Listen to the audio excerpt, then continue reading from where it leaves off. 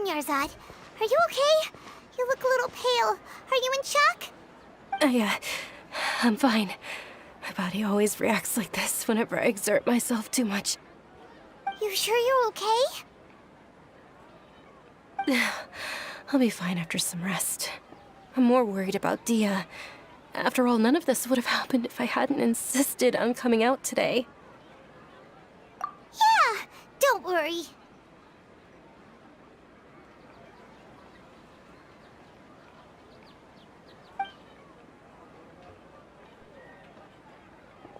My lady, traveler, found ya. Dia! You took care of them so fast! Any more of them? Or rather, did anyone follow you? Dia, your arm! Oh, this? I'm fine. It's just a scratch. Normally, they wouldn't have been able to land a hit on me at all, but I'm still getting used to this new greatsword. Please, let me take a closer look. Come on, it's nothing. Us mercs aren't as fragile as you think. Hold on, you said something about a new greatsword. What happened to the one you were using before? About that. Well, I sold it, because I was low on Mora. Stuff like this happens every now and then. It can't be. The anonymous donation that was used for the venue's final round of preparations?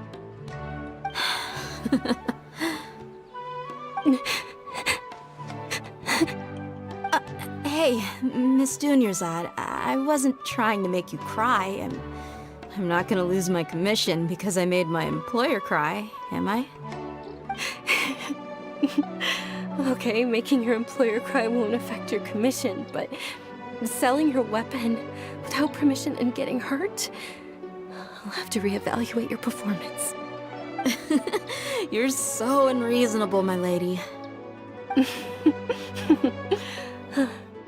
Thank you very much, Dia. Don't be like that. I get embarrassed really easily.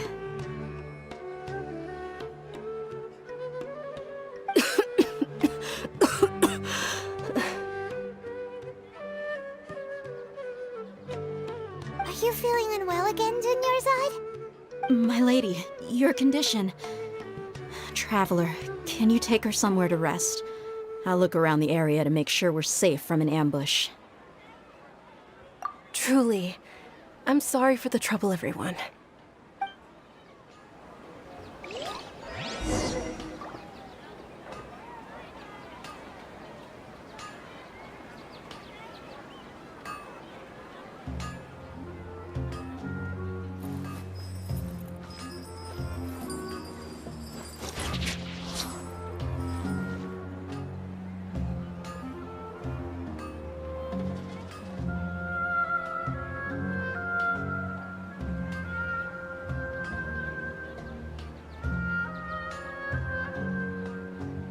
Swallows nest when skies are fair, but hide when storms are in the air.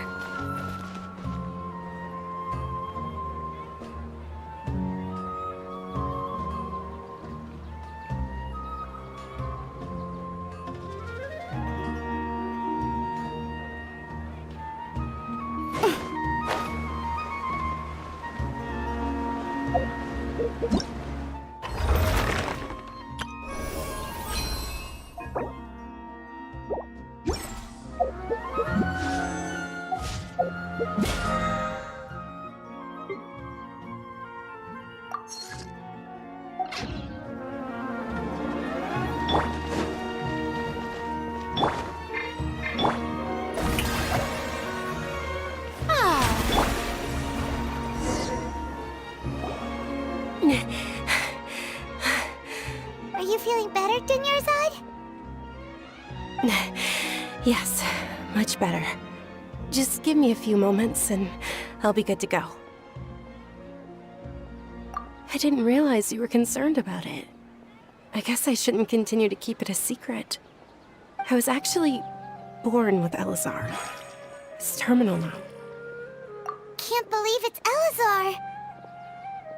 Oh, you've already heard of Elazar. In that case, you probably know about its severity. Sumeru's current medical advancements still haven't been able to find a cure. The disease's progression can only be delayed through environmental therapy. Dunyarzad. There's no need to be sad. I've always lived with Elazar, and I came to terms with it a long time ago. Compared to the simple fact that I'm afflicted with this, its effects on my life have been much more painful. I know that my family loves me dearly. They've done all they can to provide the best environment for me so that I can live for that much longer. However, I know I will one day succumb to this. Did you know? Before I ran away from home this time, the world outside of my home didn't even know that I existed. Since I was a child, all I could do was sit on my bed and stare at everything outside of my window. I'm sure my family's worried and disappointed in me for running away, but I just didn't want to have any regrets. I wanted to meet other people. To me, there's nothing more beautiful than being able to meet and speak with others. Not to mention the incredible time spent preparing for the festival. The joy on everyone's faces here, and all the support I've received from friends like Dia. This way, when my final day does arrive, it will be less sorrowful. At the very least, many people will remember that I once existed in this world, right? As long as you don't forget Paimon, Paimon also won't forget about you. No, even if you forget Paimon, Paimon will still remember you. Thank you two so much. I apologize for the depressing conversation. This is out of character for me. To be honest, Lesser Lord Kusanali gave me the courage to do all of this. If it weren't for her encouragement, I wouldn't have taken that first step. Thanks. There will always be frustrations in life, but I know that the point of living is not to leave behind any regrets.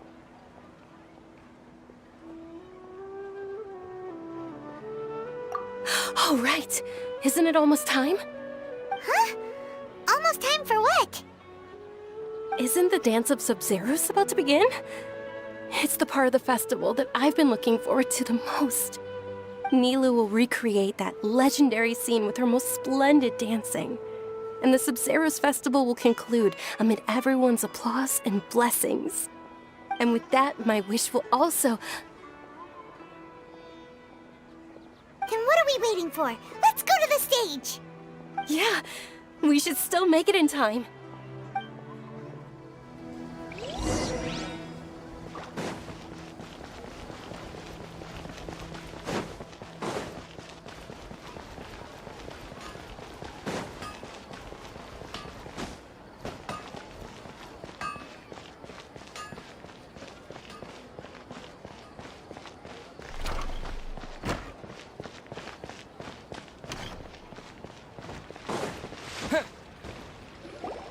Were you not aware that the law prohibits this type of performance from taking place without prior permission? Over there! Someone's yelling at Nilu! I think I just saw the Academia's Grand Sage. Why is he here in person? But the Dance of Sub-Zeros is one of the key parts of the Sub-Zeros festival. If we can't perform it... The Sub-Zeros Festival. The law also prohibits the private hosting of large-scale religious festivals. Only the Academia can host such an event. If you continue to resist, we will have to order an investigation into every single event organizer. The Grand Sage has already granted you much leniency. I advise that you exercise tact. How did things turn out like this? The Academia was originally responsible for the Sub-Zeros festival, but they failed this responsibility for many years. I need to speak with them.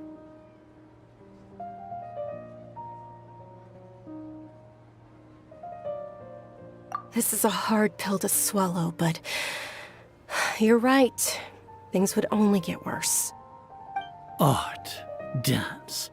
Aren't you ashamed of pursuing such frivolous and meaningless activities in this land of knowledge and reason? Our Archon created the utopia that is Sumeru City for all scholars who sought validity, verity, and truth, while people like you wish to defile it. No. I believe that our Archon never rejected the arts. Even the goddess of flowers dedicated a dance to her.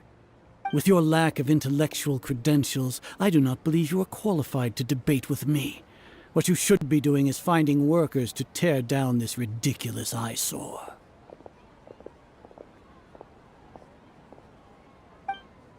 When we return, have the scribe draft an ordinance before the next Nyagarbha day that prohibits public art performances. We will announce it to the public later via the Akasha. Understood. I will inform him when I return. The Sub-Zeru's festival. Go celebrate the birth of that god to your heart's content. Nilu, are you okay? Oh, Dunyarzad. You all saw that just now? The Grand Sage ordered us to stop the performance. Yeah. Let's go somewhere the Academia can't find us and perform there. But how do we let everyone know? And what about the atmosphere on the stage? Or we could get people to block them off so they can't interrupt the performance. No. They just threatened to investigate the organizers. If we were caught... Nilu, it's all right. Don't worry about it. But you've been looking forward to the Dance of Sub-Zero so much. And I know how important this festival is to you. I don't want you to have any regrets. It's okay. Seeing you care this much about my feelings is more than enough. It would be too risky to continue the Sub-Zero's festival at this point. I don't want to get everyone in trouble. If you say so. But... you can sneak out for the next Sub-Zero's festival, right? We'll make sure the next one is a smashing success. The next one. Yes. Okay. It's a promise. It will be a smashing success. I can't believe this is how things turned out. Those heartless geezers. It really is okay. There's nothing we can do about it. Still, I'd be lying if I said I had no regrets. I would have loved to see Milu's dance.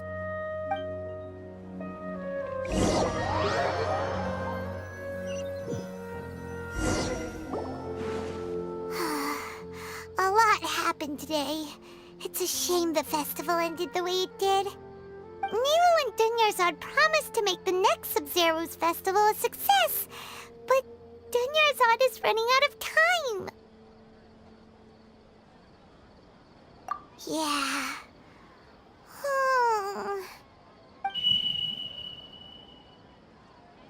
All connections have been secured to construct the most stable framework possible. The project has entered its most critical phase. Power has begun to flow from...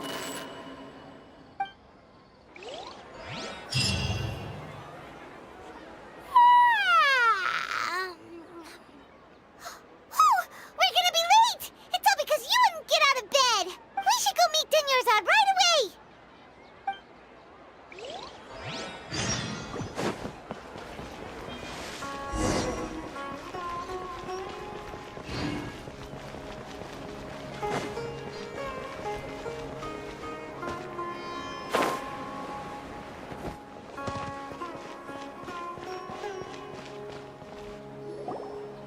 Good morning, Dunyarzad. Sorry we're late. Not at all. I arrived early. You seem kinda tired. Did you not get enough sleep? I'm doing well. There's no need to worry. Shall we go? Let's start with the stalls over there. Sure! Traveler? Why are you just standing there? Let's get going!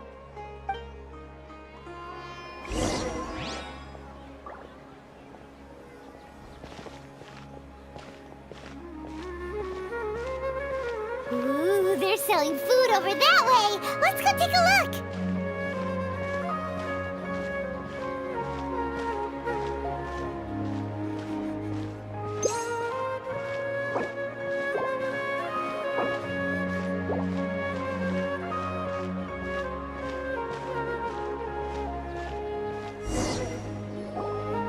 is a stall offering foods from the Haftmewa feast. You are quite well informed, miss. I thought most people nowadays wouldn't know. They're all plants! Oh, Paimon's a little disappointed. Actually, what is the Haftmewa feast you mentioned just now? It's one of the Sabzerus festival's traditions. People used to set their tables with 7 different foods to symbolize the 7 virtues of the Dendro Archon.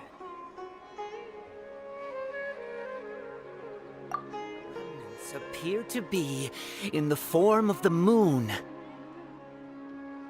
Really? Paimon thought it looked like some kind of food.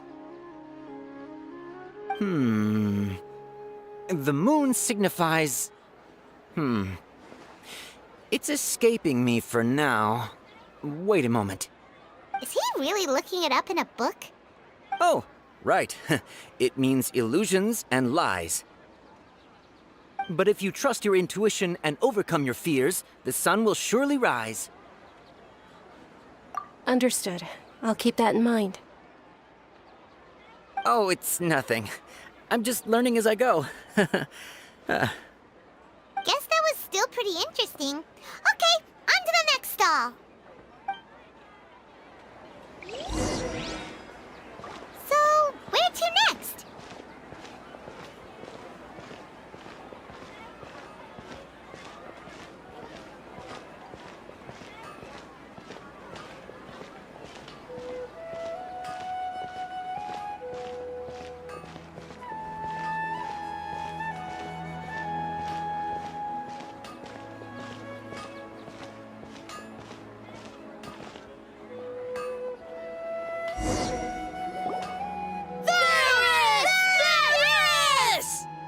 All right, soldiers. Now that you have your Yalda candies, don't forget your loyalty to Lesser Lord Kusanali. Dismissed! Yes, Knight Varys! What's going on? Is this a play?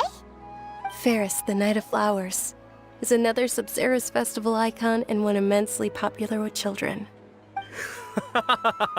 It's all thanks to Miss Dunyarzad's sponsorship that the children can meet the Knight of Flowers.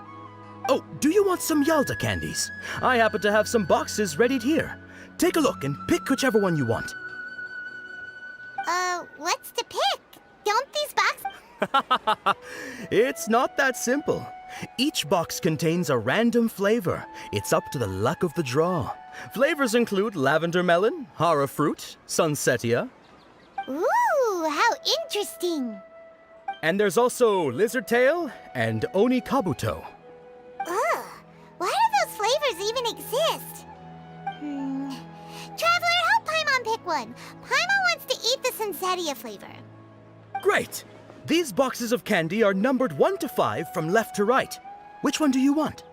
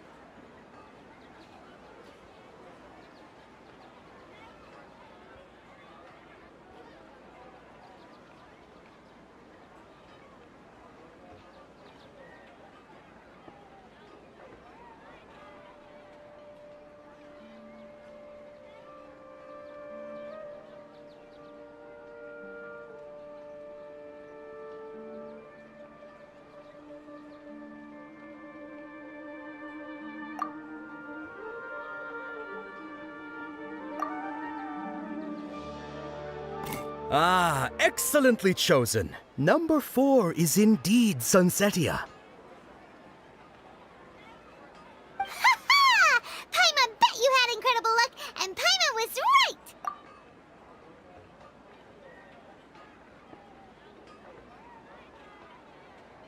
Huh? How's that possible? It's obviously random. maybe we didn't sleep very well last night. Or maybe we slept too much. Oh, sure. Huh? Where are you going? You're just gonna walk off like that?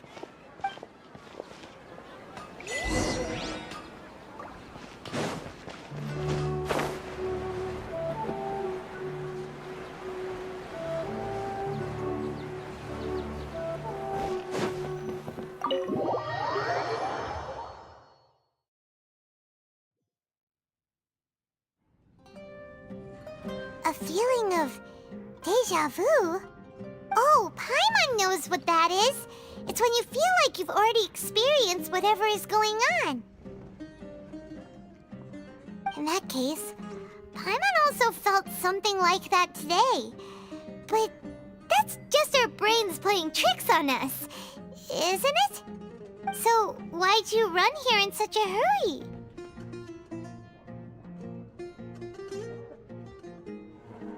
So that's it! You're intentionally doing things you usually wouldn't and seeing if you still get that same feeling of deja vu. Welcome, you two! Are you here for lunch? What would you like to eat? Got it! You don't look like you're from these parts, but I gotta say, you've got good taste. I'll give this order to the kitchen. Charcoal-baked Angelina cake? Isn't it that burned thing that didn't look tasty at all? Oh, Paimon understands what you're trying to do now. You'd never normally order something like this.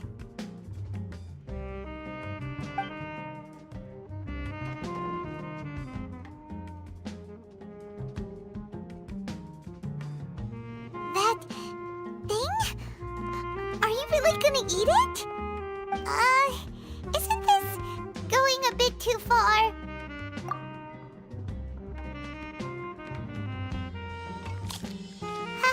How was it?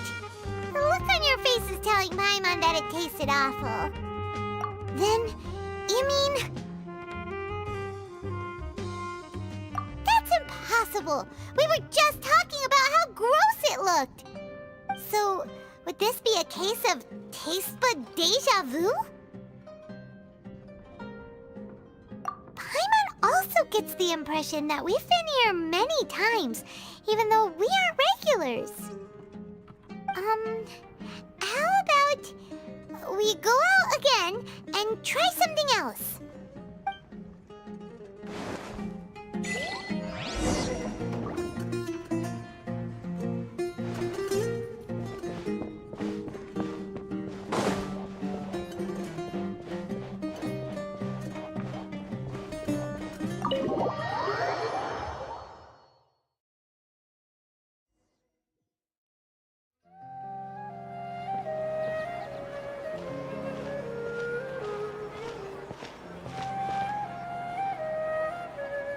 Hey, Dunyarzad is sitting by herself on that bench over there.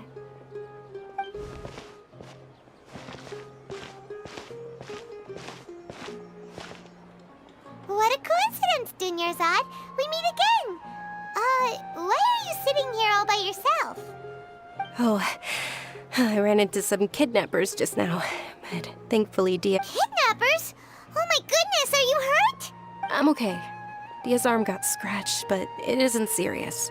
Whew, that's a big relief. But, Dunya... Not at all. I've always been like this. Excessive physical exertion or strong emotions tend to aggravate my illness. Besides, no matter how amazing today may be, it is but a single day. After however many more days, my time will come to an end. Paimon doesn't quite follow you, and Paimon feels like something's really got you down right now. It really is fine. I don't mind.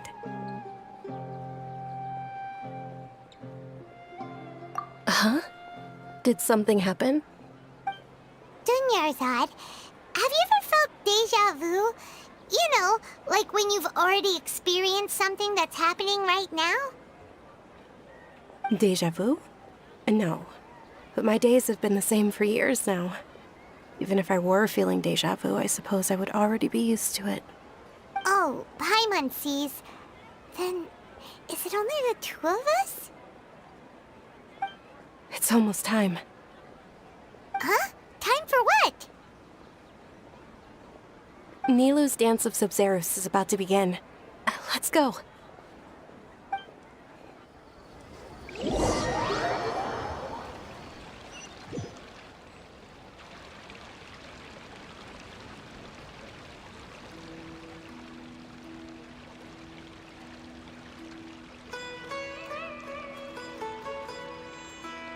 With your lack of intellectual credentials, I do not believe you are qualified.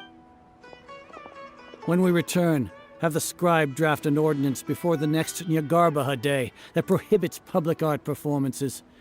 We will publicly announce it later through the Akasha. Understood. I will inform him when I return. The Sub-Zerus Festival. Go celebrate the birth of that god to your heart's content.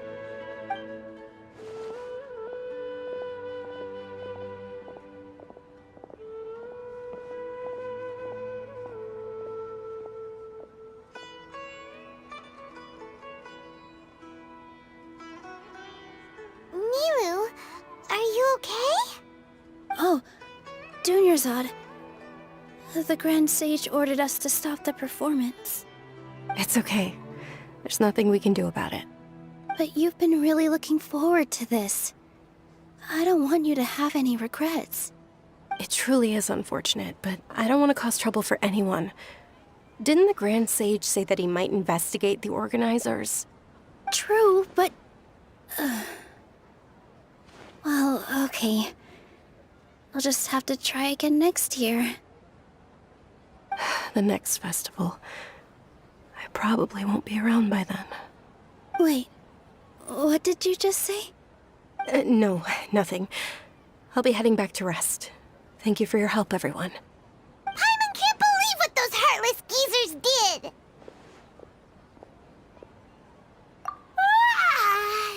Did Dunyarzad already go back? We should also return and get some sleep.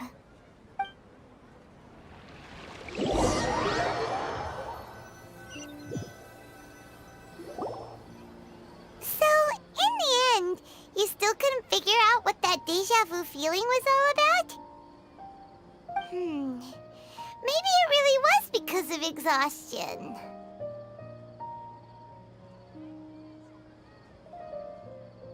Same here. That's why Paimon stopped thinking about it halfway through the day. Then, how about we settle in and get a good night's sleep? For now, we can chalk things up to exhaustion. We can do more thinking tomorrow. Observing a modest drop in the output of Jnana energy, but values still remain within normal parameters. Continue to monitor the variances in the data and find the cause as soon as possible.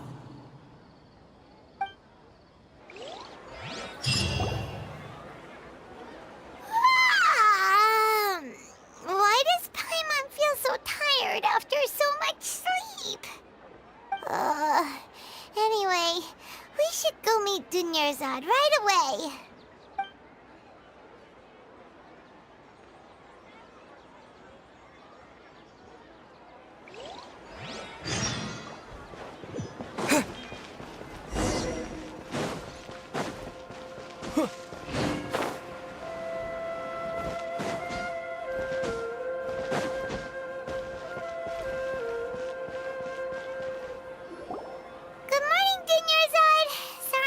You waiting? Not at all. Huh? Paimon thinks you sound kinda tired. I'm doing well. There's no need to worry. Shall we? Great idea! Let's get going! Traveler? Hey.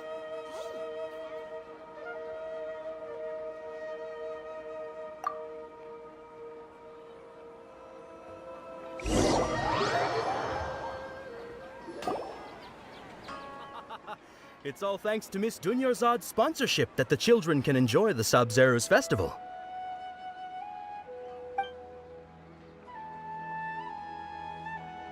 Oh, Are you interested? It's not that simple. Each box contains a And there's also... No problem. These boxes of candy are numbered 1 to 5 from left to right. Which one do you want? Oh, I like your confidence. No hesitation at all. Oh, congratulations! Number 4 is indeed Sunsetia.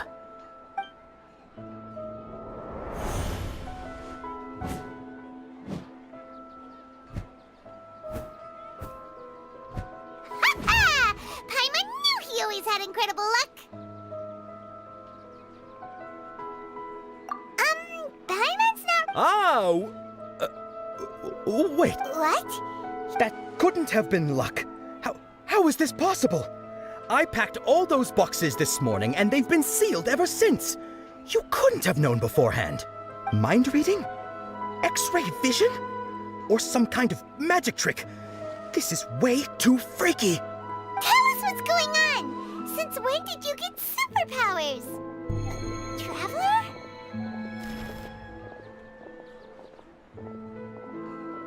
Hey, where are you going?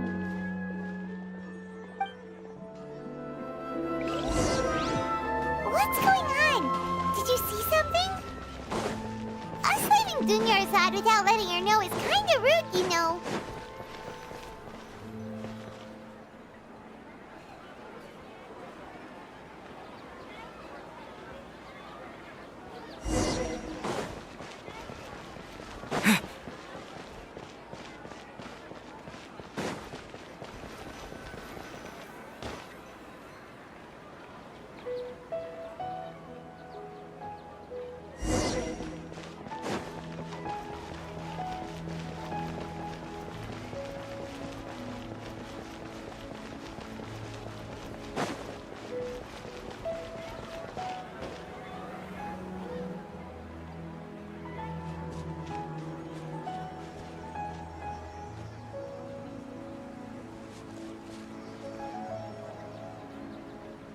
What are you looking for? Why did we come here?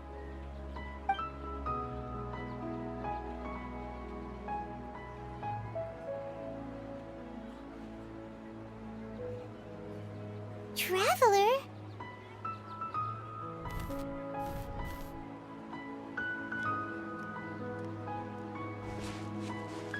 That's...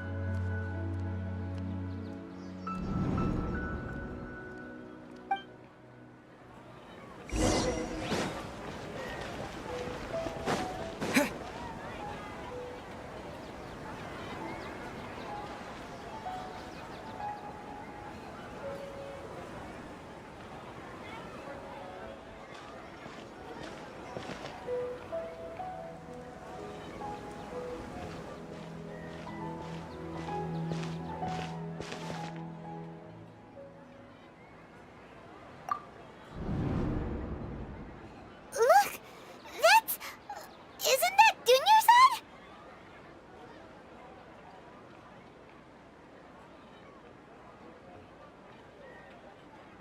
What's happening here? Why are there 2 Dunyarzads?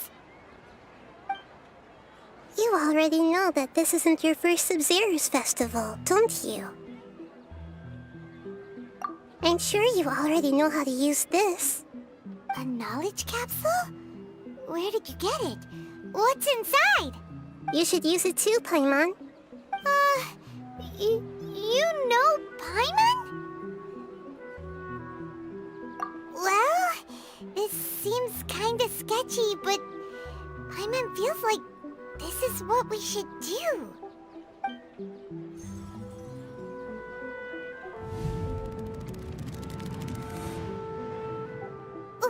What the?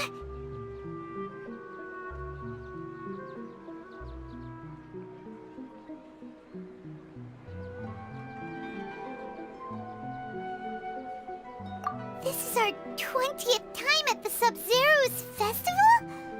Huh? No. The 30th? 40th? Just how many times have we been to the Sub-Zero's festival? Have we been trapped in a single day? If it weren't for you, we wouldn't have even realized. What the heck was inside that knowledge capsule? Your memories are still scrambled? Try your best to remember. This isn't the first time we've met, and I answered that question a long time ago. Let Paimon think. Oh, it's coming back. Meeting you was the real catalyst for restoring our memories, and the knowledge capsule was just your means of showing our minds the way. What about everyone else? Why are you only helping the two of us? Your sense of deja vu is stronger than everyone else's, yes? As for an explanation, you two received the blessing of Dendro, and you also have special, sensitive constitutions. It was as if a single sheet of paper was separating those memories from your consciousness.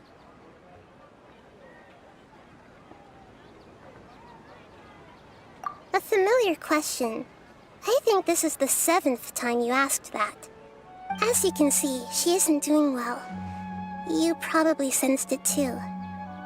The Dunyarzad you were just with is different from the first Dunyarzad you met.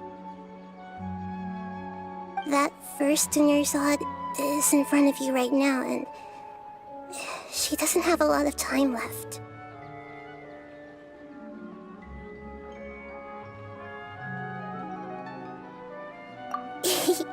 Looks like you're almost done sorting out your brain. Oh yeah, I'm Nahida. Good, you passed the test. What's happening? You can awaken our memories, and you seem like you know what's going on. Oh, wait, please don't tell Paimon even you don't know. Everything in this world runs in a loop. This cycle is called a samsara. You, me, and everyone else are all stuck inside a one-day samsara. As for the truth, that's on you to find out.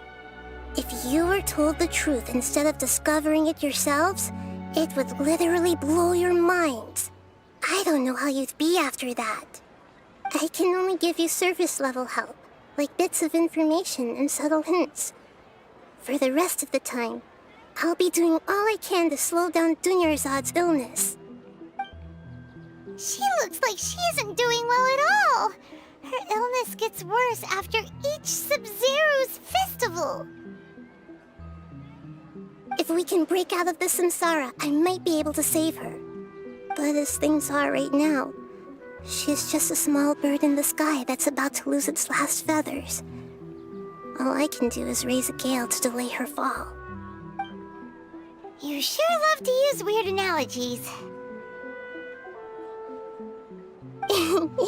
Analogies are wonderful tools. They let you use existing knowledge to understand unfamiliar things. Okay, so, with what you know so far, what do you think the truth is?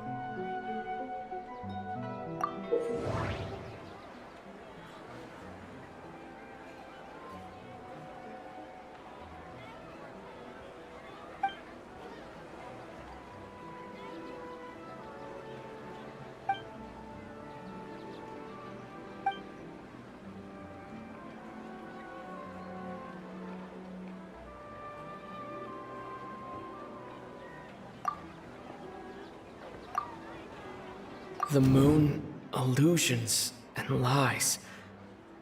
What did they all mean?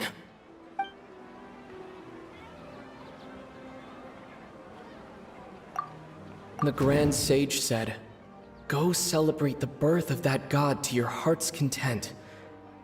Did he mean something more? We've already experienced the Sub-Zeru's festival many times, and the day of the festival seems to be in a perpetual samsara. What's happening right now seems to have happened before. This feeling has been getting stronger and stronger. My mind feels exhausted, even though I haven't done too much thinking. What is going on?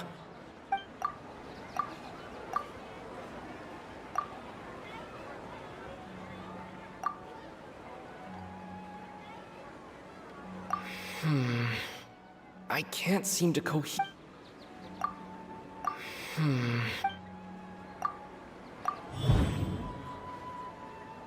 That should be it. The flow of time is endlessly cycling within one single day.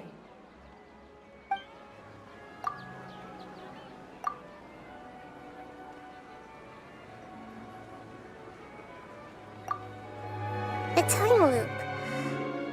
You've given similarly wrong answers in the past.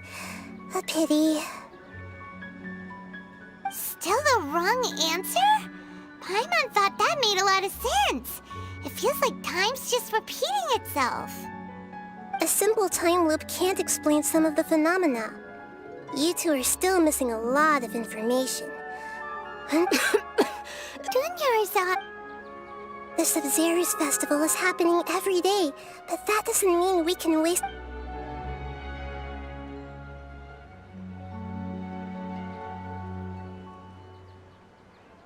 Let's think about our current situation. And to do that, Nahida rejected the idea of a time loop, so Paimon's memories say that we've already done this many times, but...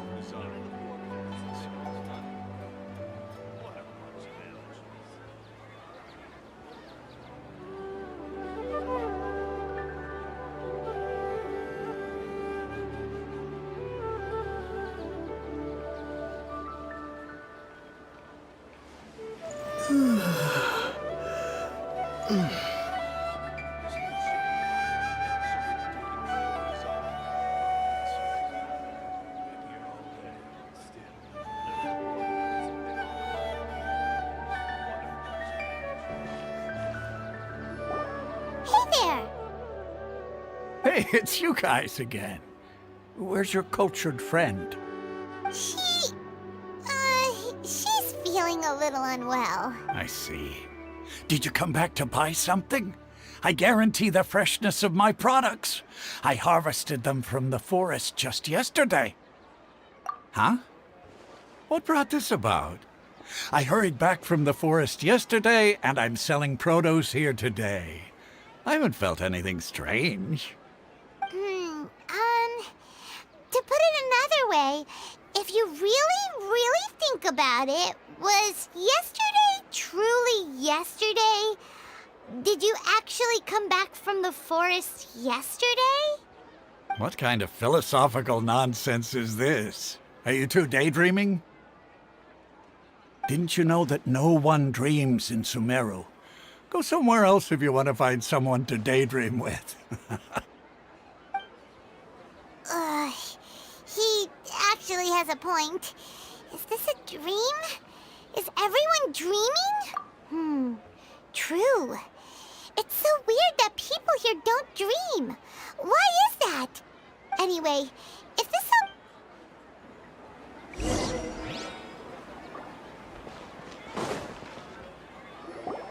Oh, it's you two. Was my divination so accurate that you felt compelled to compliment me in person? Ooh, I knew it! I told you, the god's divination is highly accurate. You just hadn't fully understood its significance yet. You're really excited about this, huh? That's exactly why we came back. Help us better understand it. Help you better understand it? So, you're admitting that you don't have a clue? Anyway, what kind of situation did you get into?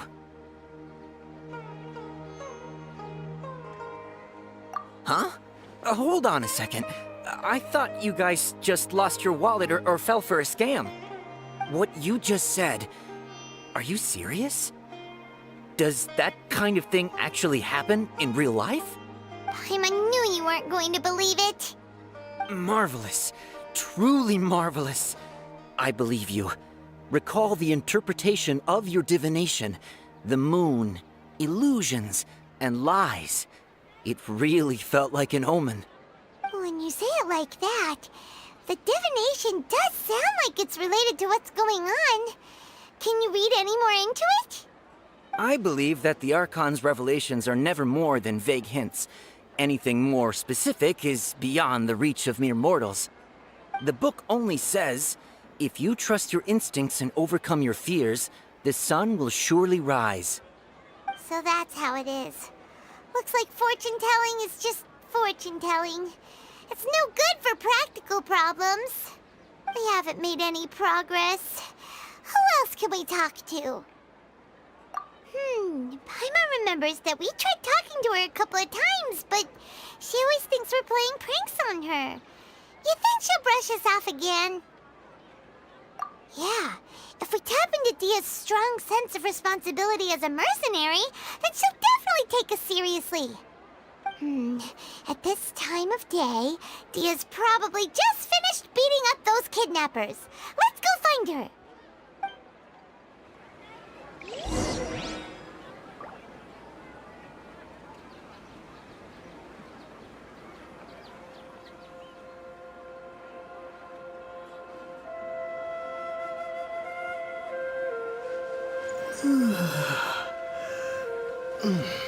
This new shipment of items, they're all so ridiculously overdesigned.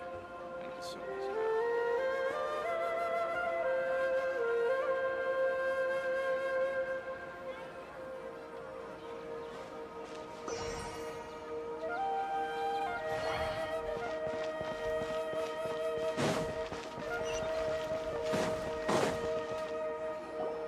I'm fine, my lady. It's just a scratch. Perfect timing. Both of you are here. Paimon, Traveler, you came at just the right time. Listen, there was a dangerous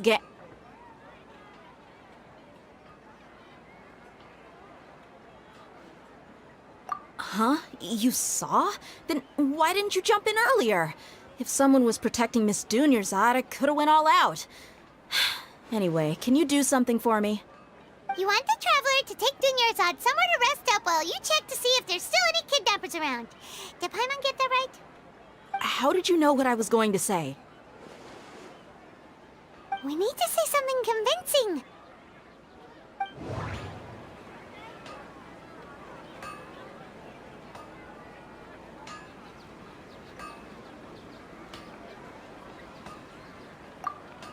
The moon, a loop?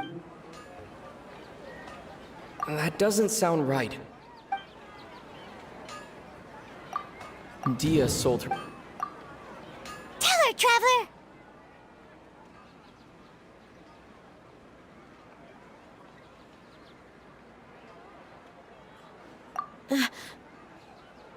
I didn't tell anyone about that. Including Miss Dunyarzad. You couldn't have known. And just now, you literally took the words right out of my mouth. What's going on? All right, so this is the situation.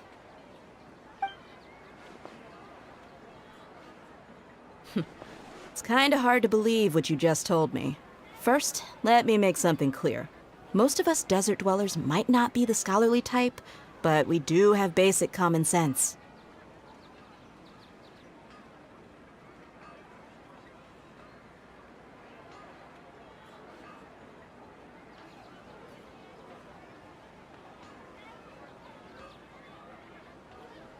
She's quieter than usual. Uninterested in anything and really gloomy. Yeah, she isn't the same as before, but her parents said that this is how she was like at first. Huh? At first? I don't quite understand what you're all talking about. I'll go rest on the bench over there. My lady, are you angry?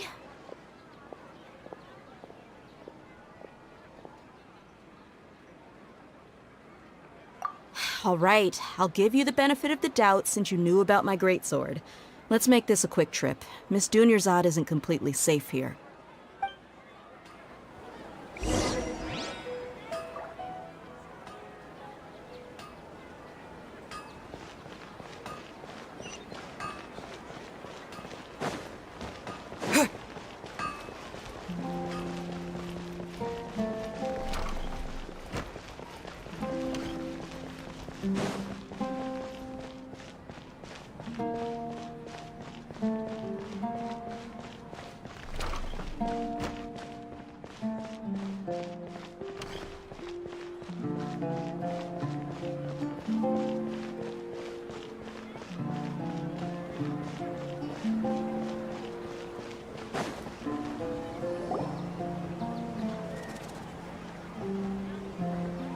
Nahida! We brought a friend! Are you busy? I thought I told you that it won't help to bring anyone here. We just wanted her to see the real Dunyarzad's condition. The real Dunyarzad? Where and who are you talking to? Huh? I told you that you two are special. Other people can't see me or Miss Dunyarzad here.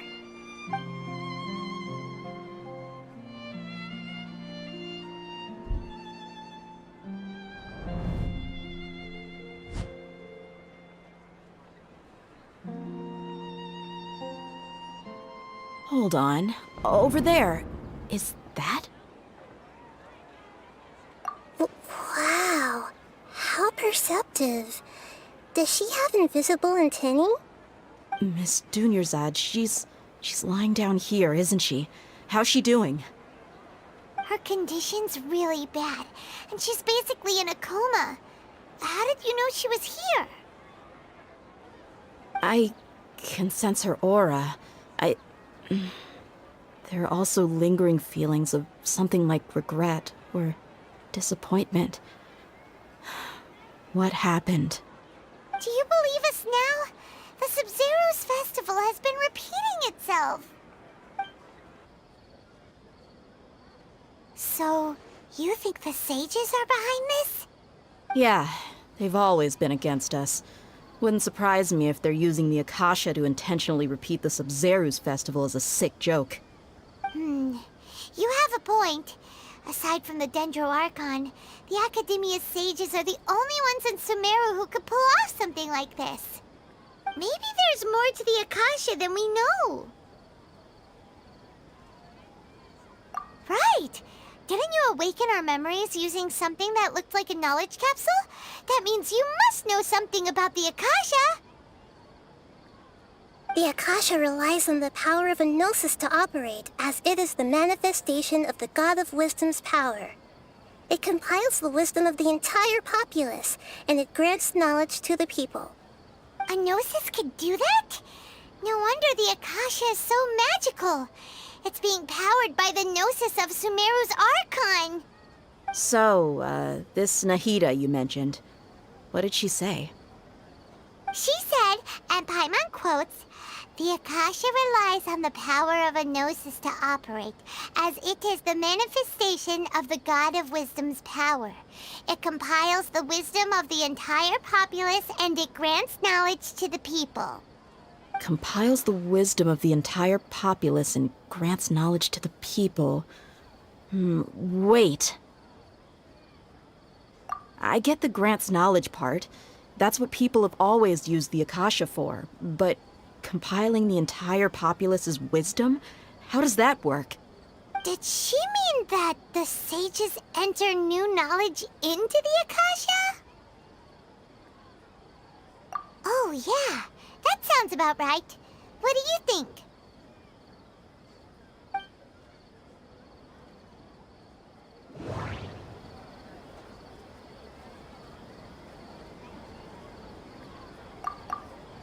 Okay, Nahida said the Akasha relies on the power of a gnosis to operate, as it is the manifestation of the God of Wisdom's power.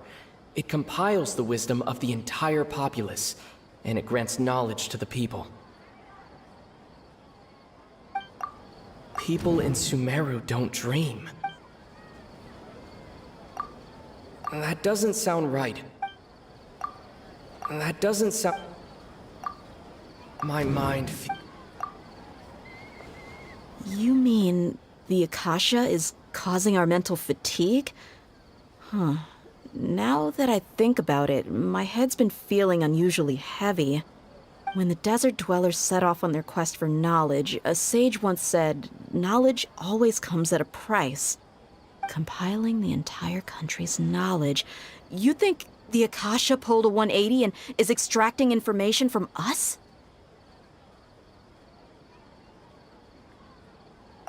Who knows? The Akasha can put knowledge into our heads, so who's to say that it can't also poke around in there? We don't know any specifics. What's the point of doing something like that? Just think about it. If you could combine the knowledge of every single person in Sumeru, then you can basically turn Sumeru City into a single massive brain. This hive mind could make breakthroughs in problems that even the smartest geniuses can't crack. An excellent deduction. And the analogy comparing Sumeru City to a massive brain? I love it. In that case, we should take off our Akasha terminals right away. Maybe that'll solve this problem. Yeah, I was only wearing this for show in the first place. Didn't expect the sages to cook up such a conspiracy. Mark my words, when this is over, I'm getting evidence and exposing this whole thing to the public. How does everyone feel? Huh? What is it?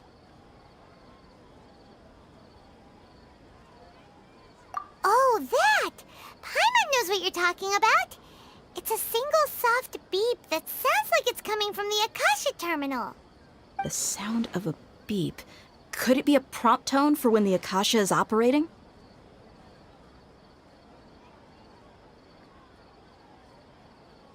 That's probably an important clue. We weren't using our terminals, but we heard a beep anyway.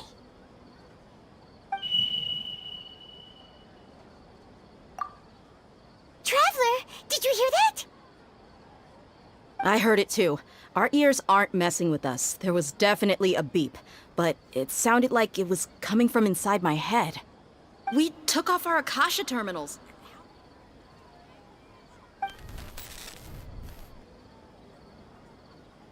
Phase runtime has exceeded its expected length. At this rate, there may be casualties. But we cannot lose all of our progress.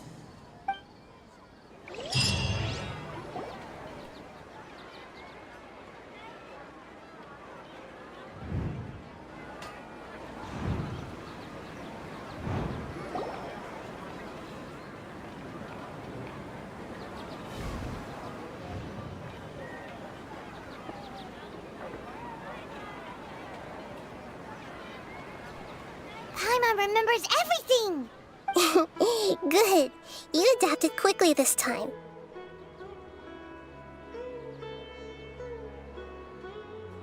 We definitely took off our Akasha terminals last night, but we still heard that beep.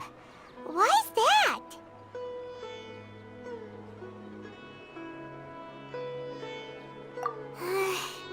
But now we can at least confirm one thing. The Akasha definitely has something to do with whatever's trapping us in this cycle. Oh, Paimon doesn't get it.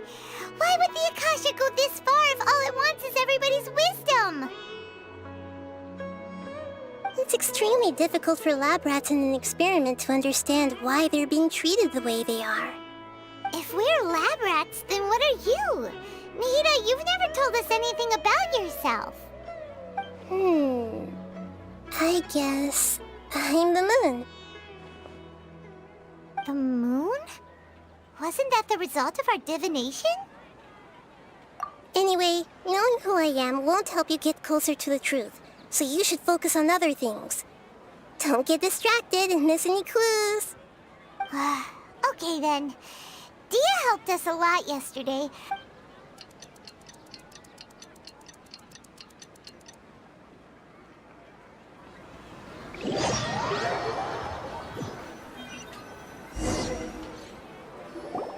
Ah, there you are. I've already taken care of those kidnappers. My lady, did you get hurt? Dia? What's wrong? Why are you both gawking at me like that? You didn't get hurt this time. Huh? What do you mean this time? Why are you so surprised that I managed to get out unscathed? Those kids were amateurs.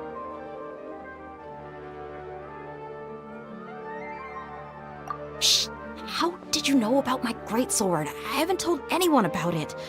Please. So Dia's lost her memories after all. Anything strange? You already know that I got a new greatsword. If I had to say something, it's weird how such a new weapon could feel so familiar. It's as if I've already used it to fight a countless number of battles. You're saying that, although you don't remember using it, your body feels like it does? That's right. Both mercenaries and warriors heavily rely on muscle memory. Only knowing the theory of battle won't get you anywhere. Traveler, what do you think?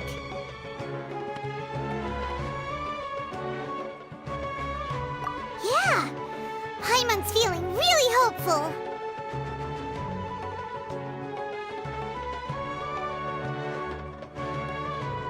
Oh, you're right! Earlier in the Samsara, something like this would have never happened.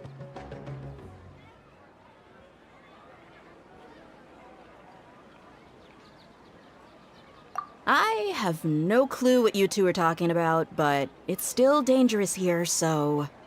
So you want us to take Dunyarzad somewhere else to rest while you check if there are still more kidnappers around, right? How did you know what I was gonna say? Can you read minds? Forget it. Go and do your thing.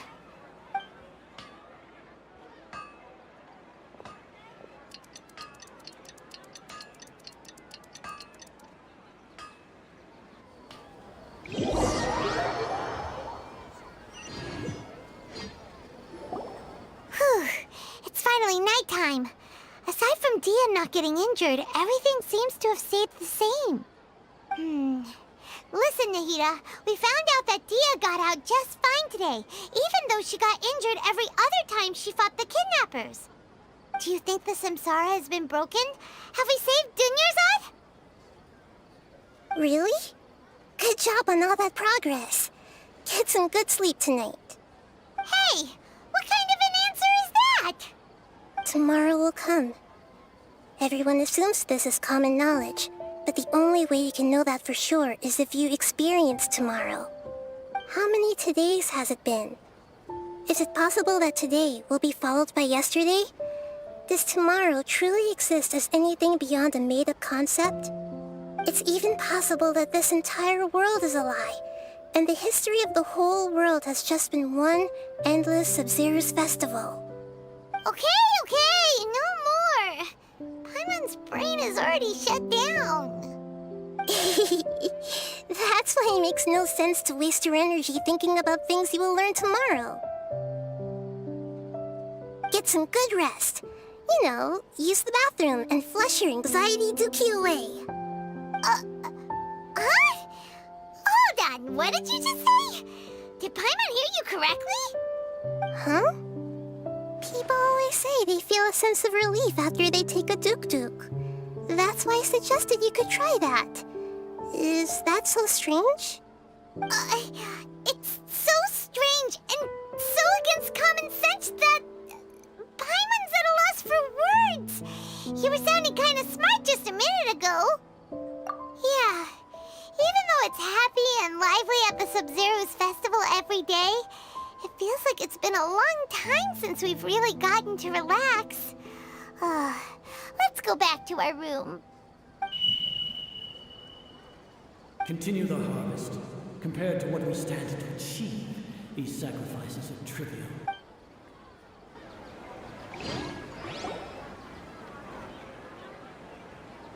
We're still in the same day! Nahida, you already knew last night that we didn't break out of the Samsara? Why did you tell us? Would there have been a point? You would have spent the night with new worries, with tomorrow still out of reach. In that case, you might as well rest within that brief moment of hope. An opportunity like that doesn't come by often, and I thought it might help you clear your minds. Paimon thought the Duke did that! Whatever. Guess you were looking out for us after all. Of course. In the time we've been together, you two have been everything to me. Paimon's flattered and everything, but maybe you're taking things a little fast. What I mean is, even though I had asked you to solve this puzzle, you two are still the only ones who can see me and sense my presence. In other words, if you weren't here, I may as well not exist. That's why you two have been everything to me. Get it? Nahida's talking about confusing stuff again. Anyway, that's enough chit-chat. So, Traveler, did the new clues yesterday help you gain a new understanding of the situation? Huh? Why are you scrapping your previous theory? Oh yeah, you're right! Gosh, how did we not notice that? In a simple time loop, people's physical conditions should also reset. So, what's your new hypothesis?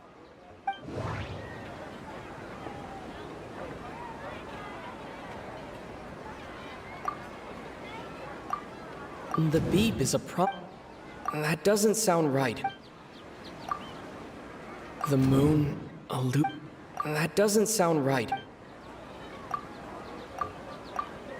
Okay, Nahida said it.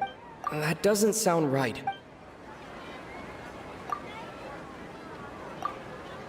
Mercenaries rely...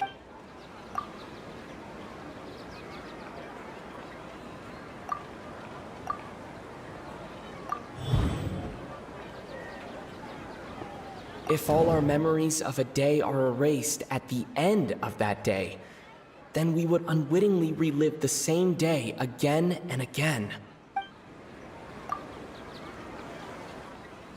Oh! Then the beep we hear every night could just be indicating the deletion of our memories! That's why when we wake up, everyone thinks the Sub-Zero's festival hasn't happened yet. It's already the next day, but everyone still thinks it's the day before. But muscle memory can't be erased. That's why Dia has been getting better at using her greatsword. Now everything makes sense. A brilliant deduction. Nahida, tell us if we're right or wrong. To put it simply, it's as if you've mistaken a pyro crystal fly for a firefly in the night. You lost sight of its true nature because you focused too much on your perception that it glows. That isn't simple at all!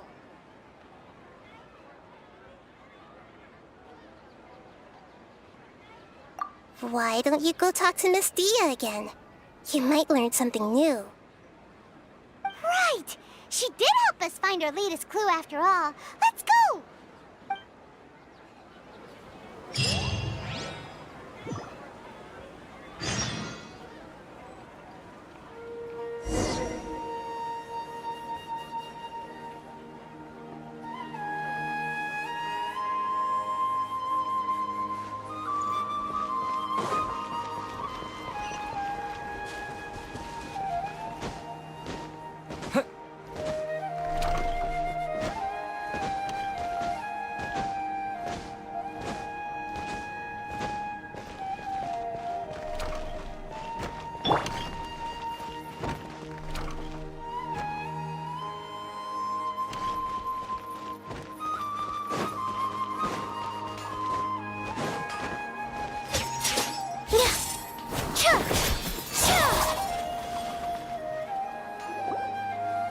There you are. Really took me a while to find you. As expected, Dia also didn't get hurt today. Get hurt? Why would I? Don't underestimate me. Well, you're still getting used to your new greatsword. Huh. Truth be told, I also think it's pretty strange. It just suddenly felt so familiar in my hands and... wait a second! How did you know I got a new greatsword to begin with? I didn't tell anyone about it. Traveler, could you explain the situation to her today? Paimon's gotten a little sick of doing it.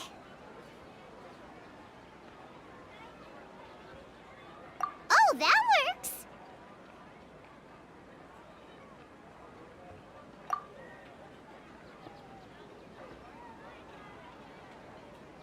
What happened to you guys while I was gone? Did you get brainwashed by some cult? Don't think too hard about it. Just take what we're saying at face value. Alright then, let me get this straight. You're telling me that my body's already gotten used to this greatsword, but my brain just doesn't remember it? Yes, your memory's being erased every day. Then I'd have to disagree. That's impossible. Oh? Why do you think that? If we've actually been reliving the Sub-Zeru's festival day after day, then what happened to the things we used, the money we spent, the food we ate? Common sense says my wallet should have emptied itself a long time ago. There's no way I wouldn't have noticed that.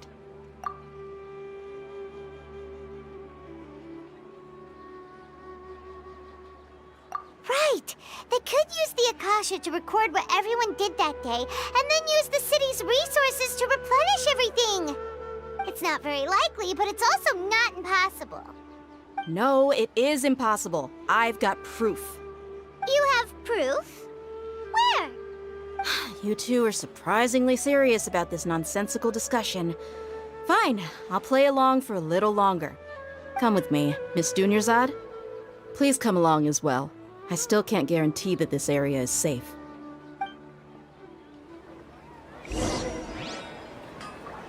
Paimon can't believe it's Dia who wants to show us something this time.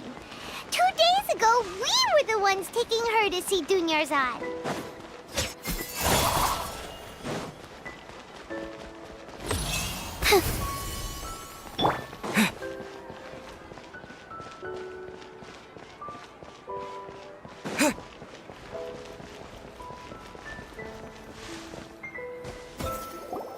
This is it. Huh? This is a wooden training dummy. What about it? See those marks on the dummy? Those are the result of several days' worth of practice. Let's say the sages didn't replace it every day. Shouldn't it be hacked to pieces by now? That's true, but what if they did? Then the sages would have had to reproduce every mark I left during previous training sessions. I'm a professional fighter. My martial school has always emphasized the importance of refined control. The force, angle, and entry point of each strike is calculated and deliberate. That's why I remember every mark on the dummy, as well as my state of mind as I made each strike. It's just as they say, each swordsman has their own unique style, and even the same swordsman can't make the same cut twice. It would be impossible to copy these marks. Is it really impossible? What if they used some fancy machine to carve every single mark? People often say that a camera's photo can never replace an artist's painting because the former has no spirit to it. The same thing applies here. At a mere glance, I can differentiate carved marks from the result. Whew, I hope that cleared things up for you. Hey, is this that new brain exercise game that's been super popular with the scholars lately? It's surprisingly fun. Anyway, it's getting late. I should escort Miss Dunyarzad to Nilu's stage. See you later. Well, back to square one.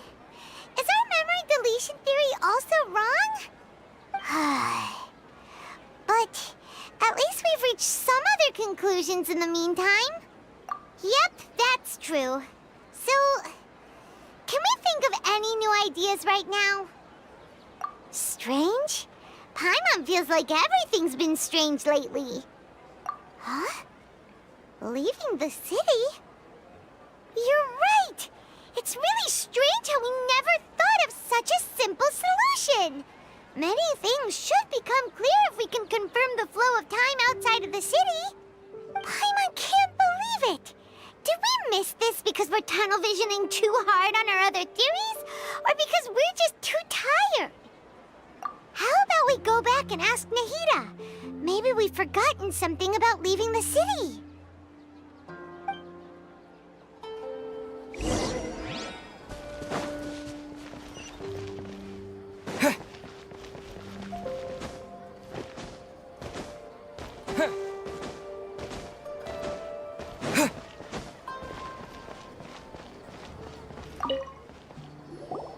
Nahida, we're back!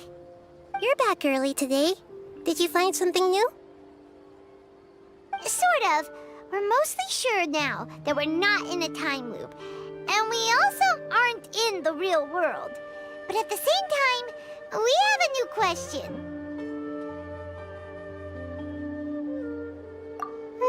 Leaving the city. As far as I remember, you've mentioned your plans to do that twice before. We did? But we don't remember anything. What happened after we talked about those plans? What did we say when we got back? Let me think. I don't think you ever actually told me what the outcome was. Oh, it's probably more accurate to say that both times you never came back the whole night.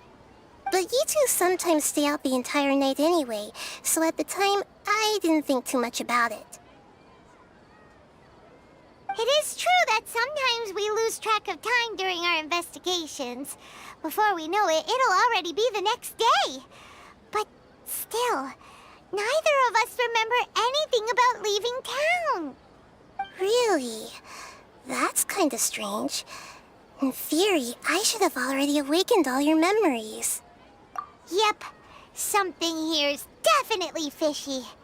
Let's get to the bottom of this tomorrow.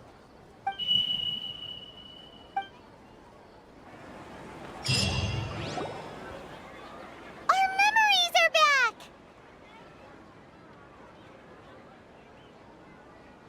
About that... Well... Traveler, aside from your memories that were just restored, I have another message for you. Listen to it and you'll understand. Can't go back. There are countless spaces here. Our Sabzeruz festival in Sumeru City is just one of them. Traveler, you should be missing 2 days' worth of memories. Paimon will fill you in. It's time to carry out our plan from yesterday. Okay, let's go!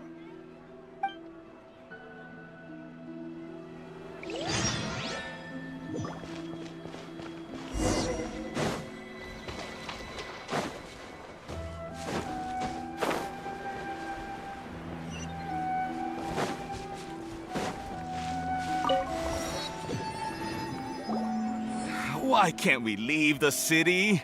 What is the Academia up to now? Don't ask me. It's not like I can tell you anything. This is a direct order from the Grand Sage. Just wait until tomorrow. I have a real emergency. My goods have already arrived at port. That's your problem. But it's not like you can just predict business matters in advance. It looks like the Academia already announced a lockdown for Sumeru City today. How completely unsurprising. Let's go and question them. Hello, sir. Why can't we leave the city today? Here we go again. Don't ask me. I don't know either. We just received an order that no one is allowed to enter or exit Sumeru today. They didn't tell us anything else.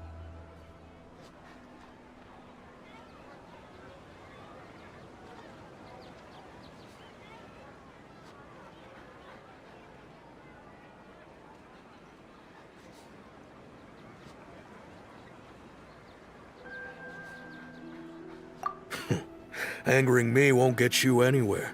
If I had that kind of insider info, I would have left this stupid post long ago.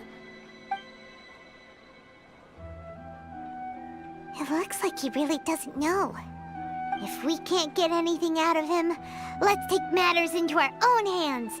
Why don't we climb over the walls? Those guards can't be everywhere at once. This is a good spot, and the guard hasn't noticed us at all. Let's hurry!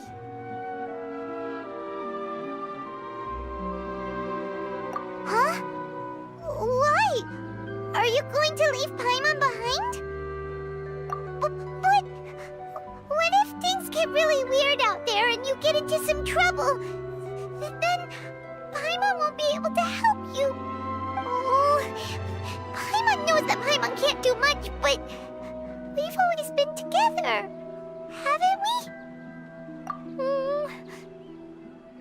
Okay. Paimon will wait for you. Promise Paimon that you'll come back as soon as possible. Just a quick look. And please, be careful.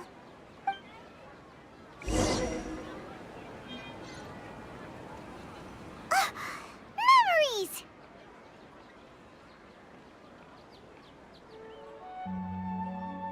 Traveler!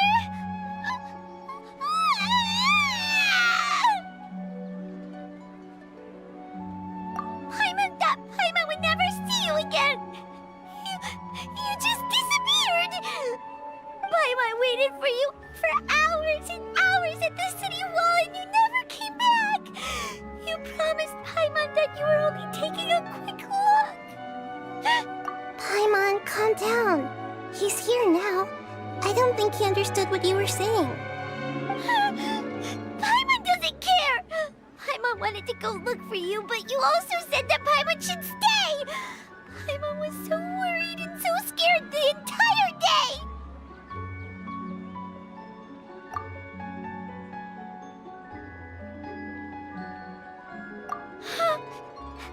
Okay. Paimon will forgive you. The most important thing is that you didn't actually disappear.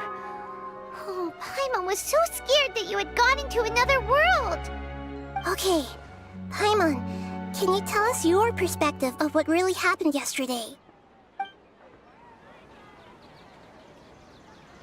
I see. Using two people's different perspectives. After that, you left the city. Paimon kept her eyes on you the whole time, but then you disappeared in an instant.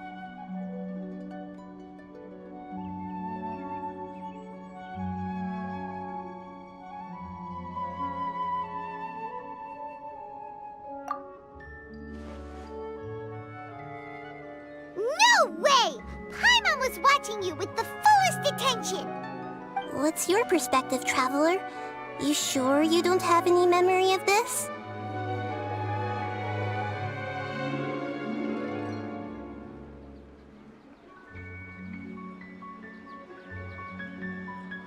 I guess that explains everything. You also lost your memories the last 2 times you tried to leave the city. Those days' memories can't be awoken. So, if we leave the city, Our memories will be completely erased?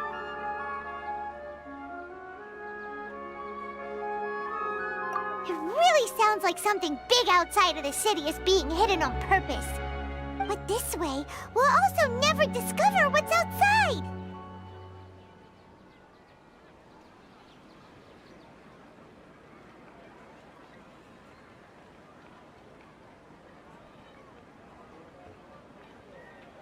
Something like a message? But how can we send it back? Don't look at me like that. I'm not used to being stared at. Well... Okay. You want something that can pass on messages, right? Give me some time and take care of Dunyarzad for me. Yep! Now we're talking!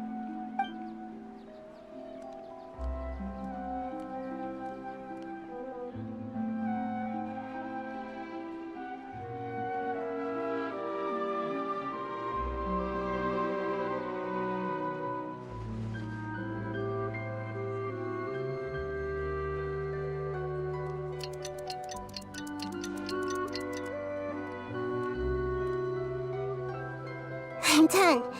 Here you go. What? Isn't this just an Akasha terminal? I made some little changes. Akasha terminals are already capable of sending messages. I just tweaked it so that it could connect to any node. To make something like this? Nahida, you really know the Akasha like the back of your hand. Anyway, we can use this now to record a message, right? Yep. I'll help you save the messages. It should be pretty easy to use. I just can't guarantee the user's status and signal coverage when they're outside the city. We'll never know until we try. At least we're taking the initiative now.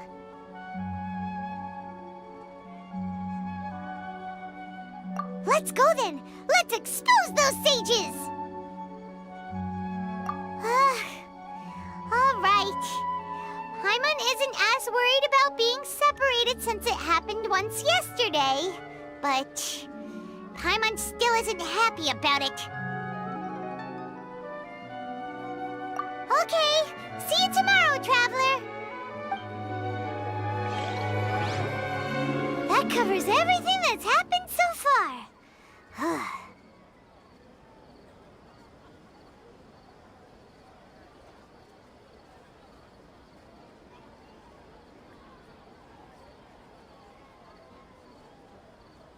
Yes. Although the signal was choppy and had some interference, we still managed to receive 2 messages from you when you were outside. Okay, now that you understand what's going on, let's hear the messages together.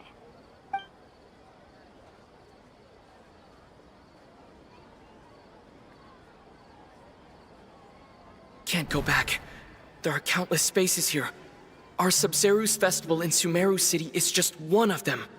I've entered another space. Before me are flowing sandstone and howling fish. Impossible and surreal sights. All these spaces are empty except for the occasional ones that contain mute puppets rather than people. I can't sense any human presence.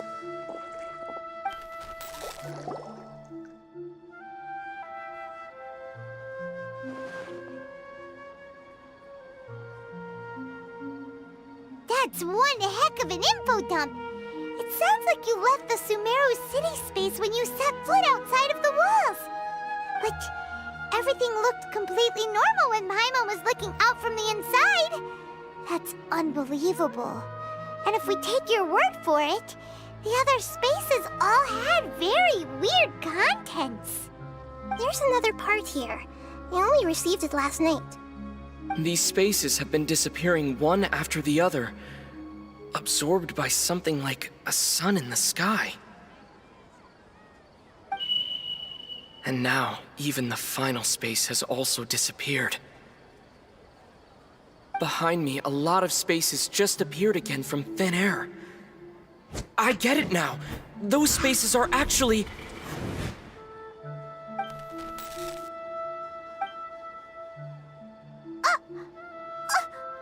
Why did the message end right there? What did the Traveler want to say? What are those spaces? Probably because yesterday just happened to end at that moment. Oh, right. Paimon did hear a beep from the Akasha. Did it come from here or from the message? The message. It should have come from the Traveler's Akasha terminal. After the beep, Traveler said even the final space has also disappeared. Traveler, what do you think that final space could have been?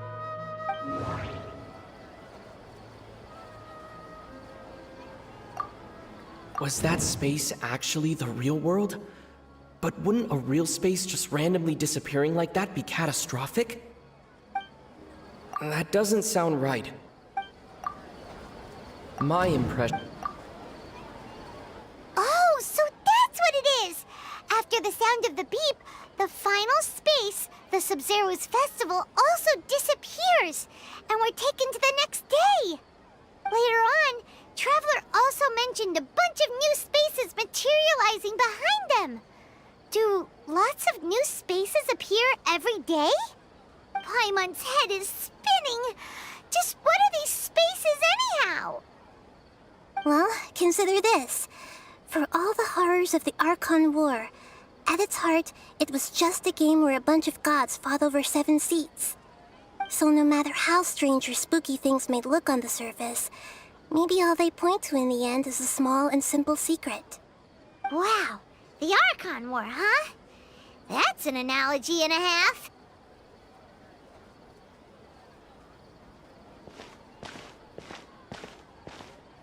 Hey, where are you going?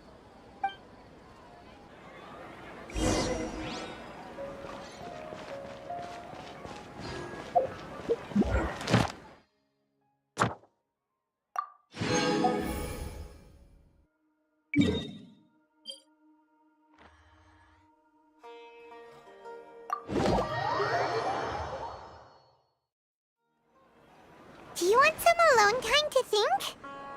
All right then, Paimon won't disturb you.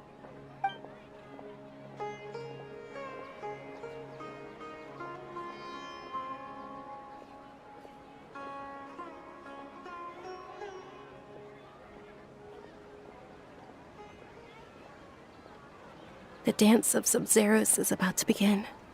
I'm going to go watch it. Okay. Why don't you go ahead, Dunyarzad? We still have some other stuff to do first. Okay then. See you later. Have you figured it out yet, Traveler? Time is ticking away. Awesome! What is it? Paimon wants to know. Oh, wait, no. Let's meet up with Nahida first. You can tell us both together.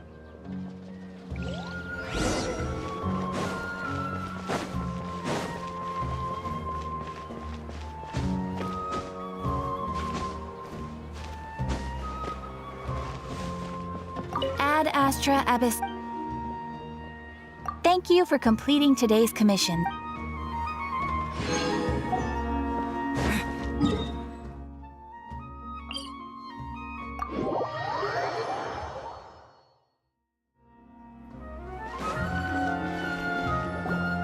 Hey, stop right there! No one is allowed to enter or leave Sumeru City right now. Go away! Whoa, okay.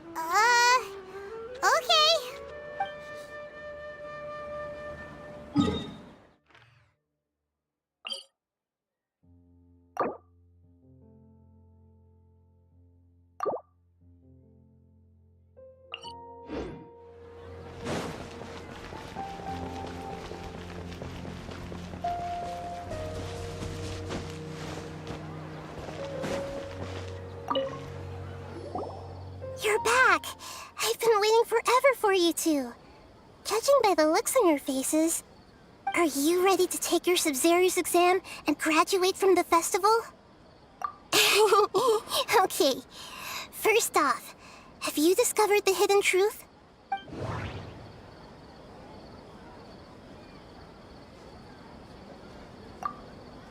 All the bizarre spaces... Those spaces remind me of...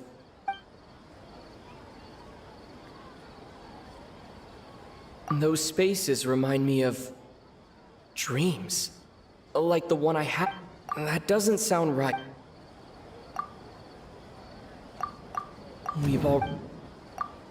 Okay. People in Sumeru...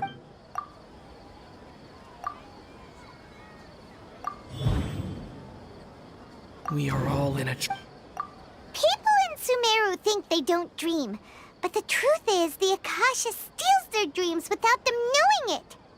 And those spaces with no human presence are stolen dreams without their host. That would explain why they sounded so weird when he was trying to describe them. Huh. So people in Sumeru do dream after all. In fact, we're all in one big dream together right now. Correct answer. Now, how did you conclude that the Akasha is capable of this?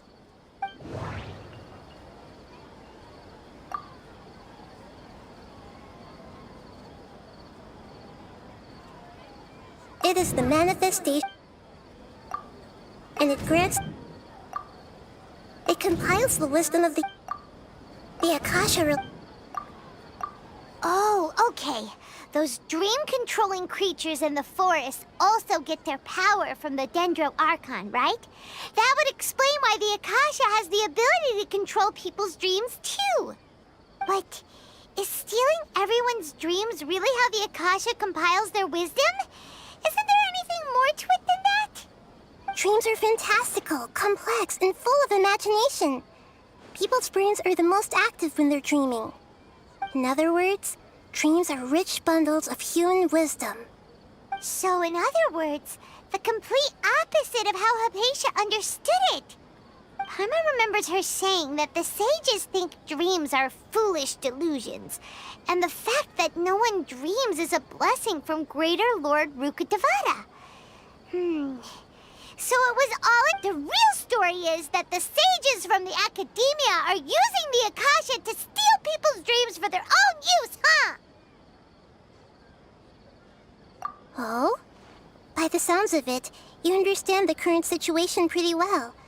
So then, what about the samsara?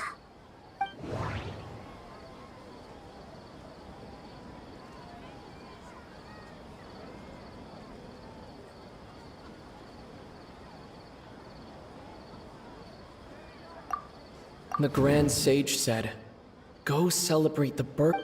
That doesn't sound right. Those spaces kept... Those dreamscapes kept...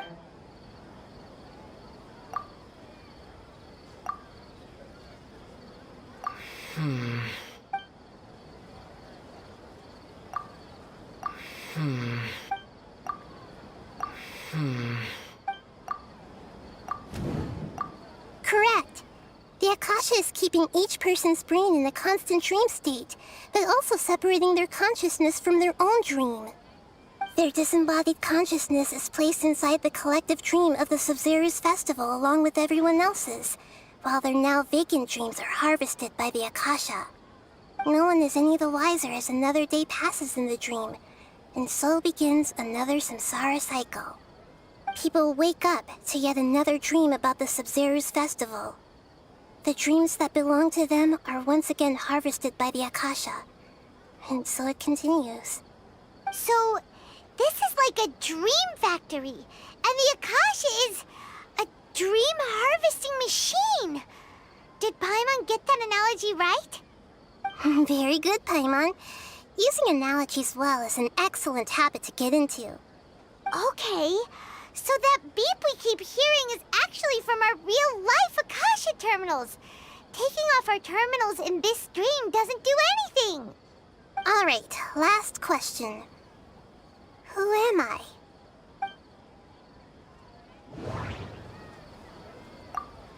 They say that alchemical...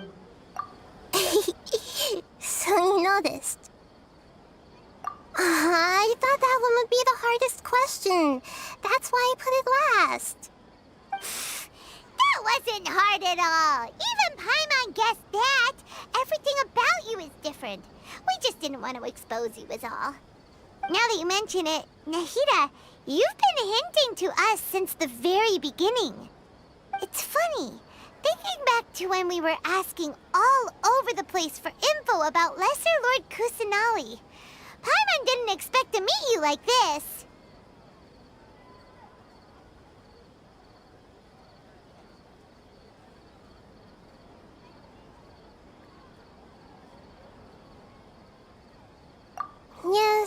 else can wait until we're back in real life.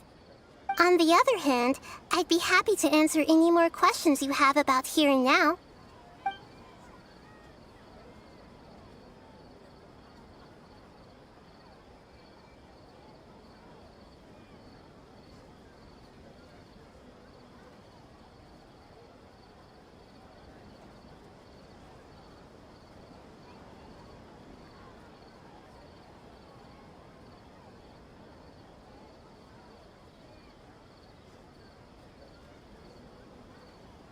I know, right? Why did they have to base this dream on my birthday? Could it really just be a coincidence? Even you don't know the reason? Wow, now that's strange. The Academia sages are determined to harvest lots of dreams in a short time, no matter the cost. They have to be up to no good. Unfortunately, Traveler, do you have any information?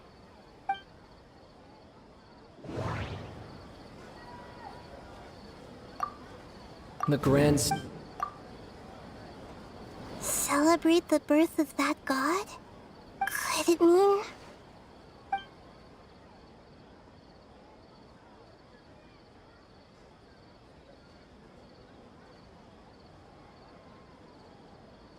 Firstly, this dream we're in is completely based on reality. People have already experienced this Sub-Zero's festival, so it would be very difficult for them to find anything that strikes them as surreal.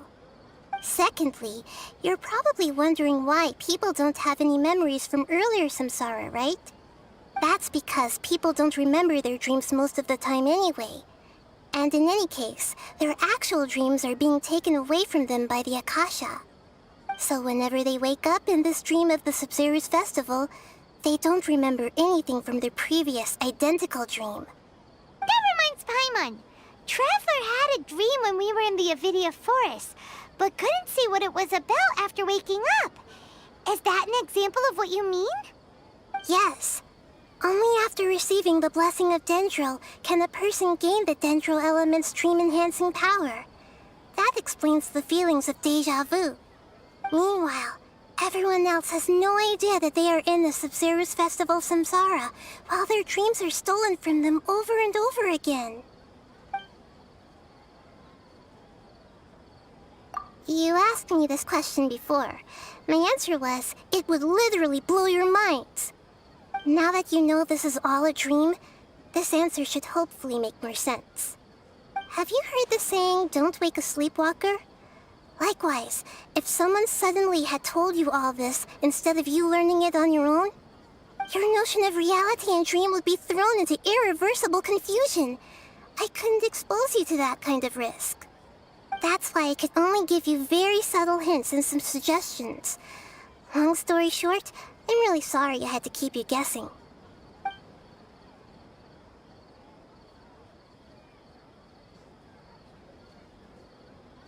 Deceiving the people of Sumeru with no regard for their safety. No matter what they're trying to do, this is unforgivable. After we end the Sub-Zero's festival samsara, we have to look into them. How can the sages of the Academia do this behind their Archon's back? This is ridiculous! In the end, I'm just the moon. The real sun is long gone. A sun and a moon? Nahida's talking in riddles again. Oh, we're out of time today. I'll tell you how to break free of the samsara tomorrow. See you then.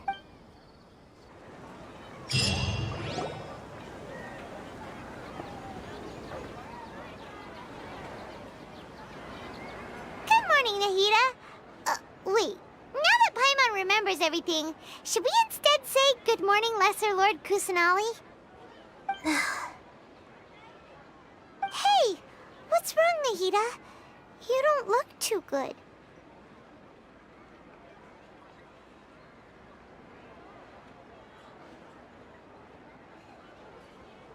I'm afraid that what you're thinking right now is correct.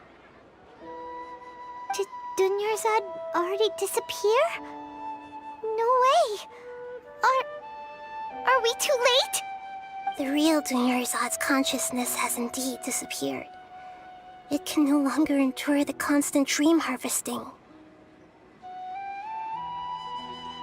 Paimon can't believe it.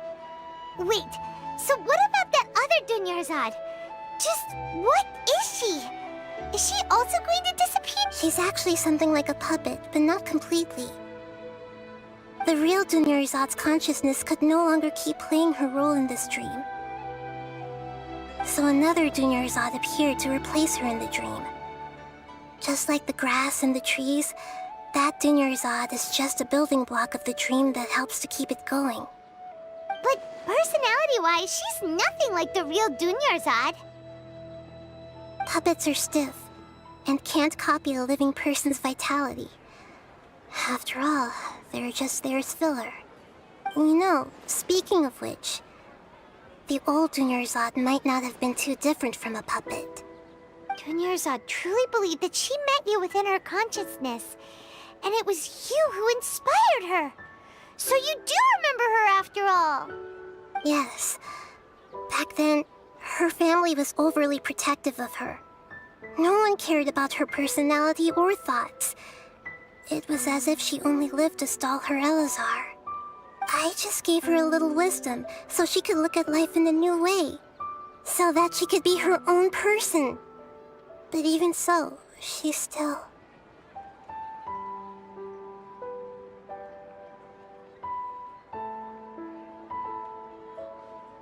Far from it. I'm still a long way off from being a real Archon. I couldn't even save her. If I were a competent Archon, I wouldn't have let my most faithful follower die at the Sub-Zerus Festival with so many regrets. Please don't beat yourself up over it, Nahida. It's the Sage's fault, and theirs alone. I'm not beating myself up. All I did was to rationally observe the distance between myself and a real Archon. Don't be like that, Nahida. Even real Archons are still allowed to be sad.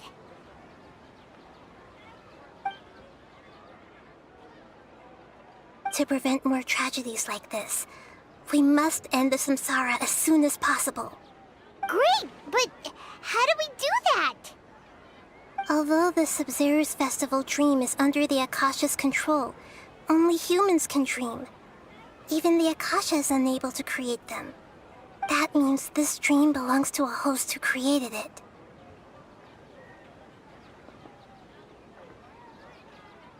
Huh? So, how should we find that person? Well, if this is someone's dream, then everything here must come from deep within their consciousness. Which means, with the power of imagination, they can change anything in this dream. Imagination? What do you mean by that? Imagination means breaking through what you perceive as normal. Like when a server at a tavern brings a plate to you, you'd naturally assume that food is on it. However, if you're the dream's host and you become aware that you're dreaming, when you imagine gold and more on the plate, the dream will respond in kind, and the server really will bring you gold and mora. But right now, our host is unaware that this is a dream. No matter how many times they're served, it will always be food.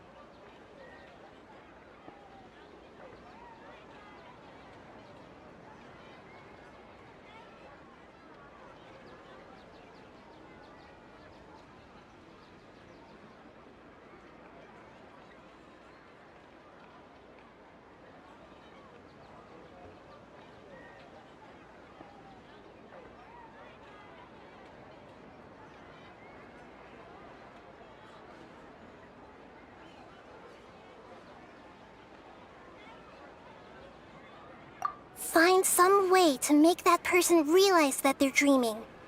Usually, once that happens, the person will wake up and the dream samsara will be broken. How are we going to find them, though? If it could be anyone, it'd be like looking for a needle in a haystack. And even if we did find them, how are we supposed to make them realize they're dreaming? After all, like you said, don't wake a sleepwalker. It's extremely difficult, yes. But the only ones who can do it are you two. Remember, everything you've achieved up to this point has all been for the sake of finding the host and ending the samsara. As for me, during this time, I'll be out of town. Out of town? Are you going to that place full of dreams where the Traveler went? Yes. I want to try something. There must still be a small wisp of possibility. Hurry and go. Dreams are supposed to be fantastical, romantic, and full of pleasant surprises. Unnecessary things like this samsara need to end.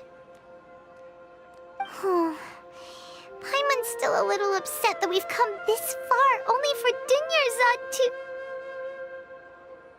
She was such a good person, with such a simple wish. But fate was against her. Yeah, saving Dunyarzad is what kept us going this whole time. But we mustn't lose hope, Traveler. Dunyarzad would definitely want to see us save everyone else. So let's break the samsara for her sake. Paimon's wondering, do you think the sage...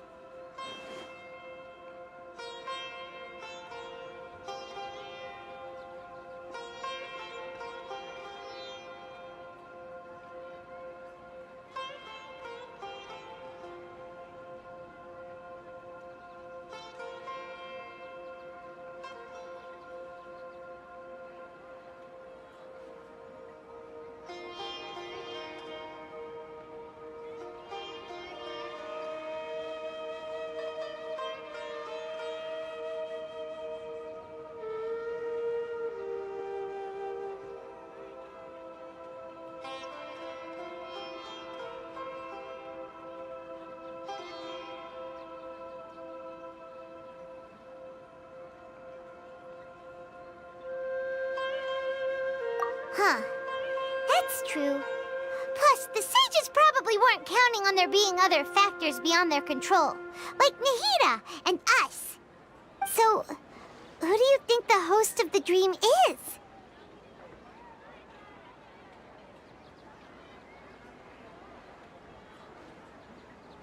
Oh, that would make sense. Ferris, the Knight of Flowers, is a symbol of the whole Sumeru's festival, right? Pretty core character. Let's go ask him some questions, shall we?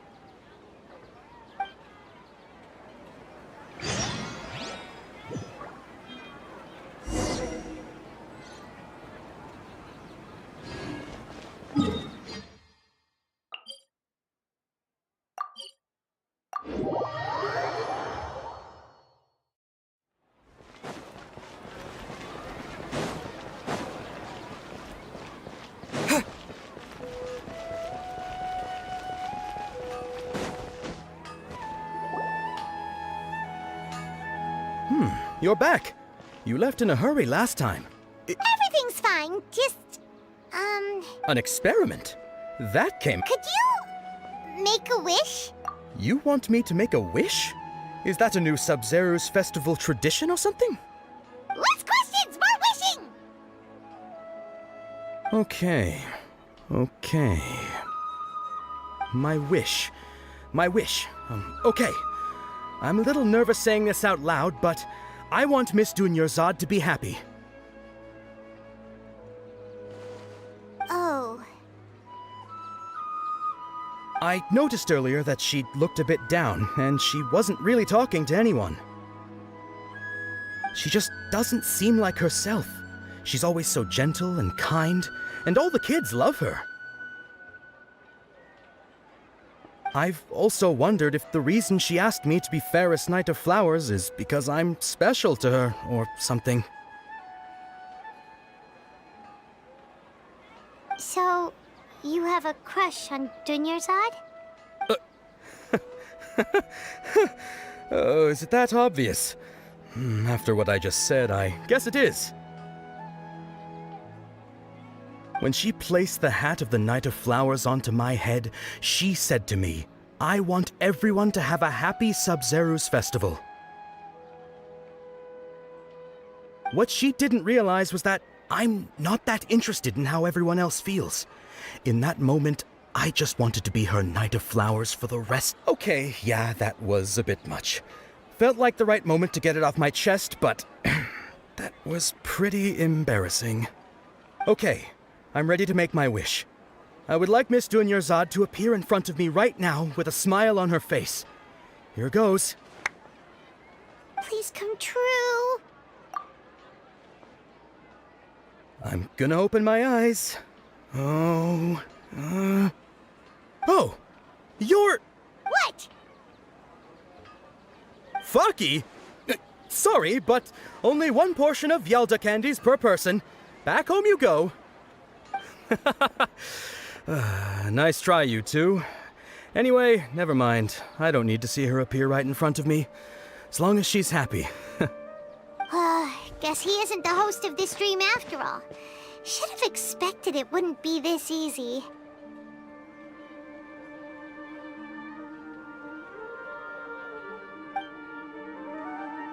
It seems like everyone who knows Dunyarzad loves her, but none of them has any idea that she...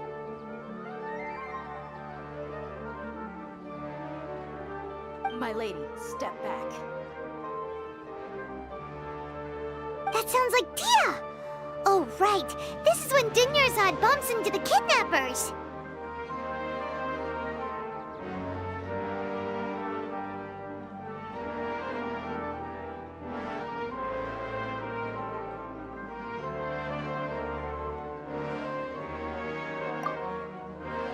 Huh? But Tia can handle them! Hey, Traveler!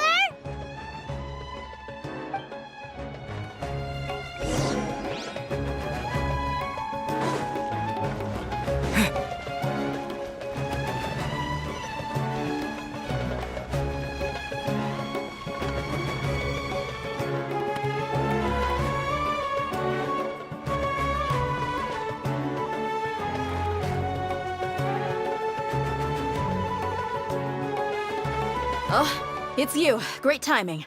Please take... Hey, this is my job. The homie Yannis pay me, not you. You... fine, alright. Knock yourself out. Why are you so worked up anyway? It's not like I don't trust your fighting skill. Anyway, watch yourself. So you got yourself some backup. Suit yourself. You're going down! That's close enough. New Punchaki today. Butterfly! Scatter! Oh, the jungle! What? Yeah! Yeah!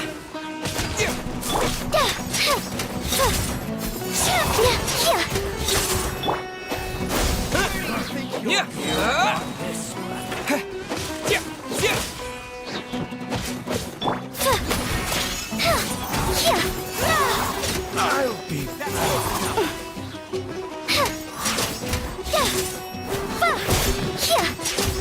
Propagate!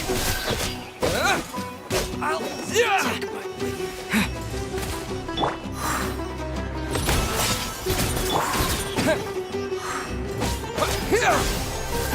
I'll be back.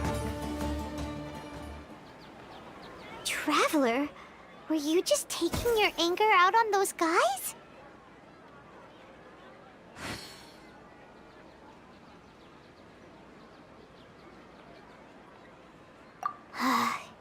You and Nahida both. Dunyarzad wouldn't want to see you two like this. Oh, and speaking of her, Paimon just remembered something. Remember how during the first Sub-Zero's festival, before the Samsara started, we came here with Dunyarzad because she wanted to pick something up? She said it was because she had forgotten something.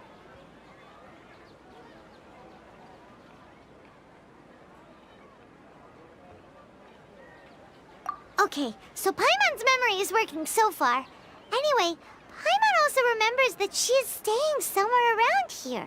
She pointed it out to us the night before the Sub-Zero's festival.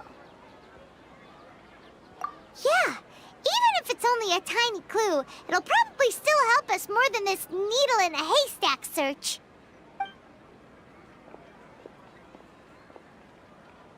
This is the place! It's rude to enter other people's spaces without permission, but desperate times call for desperate measures! Hey, the windows are unlocked! Okay, Paimon's gonna take a peek inside.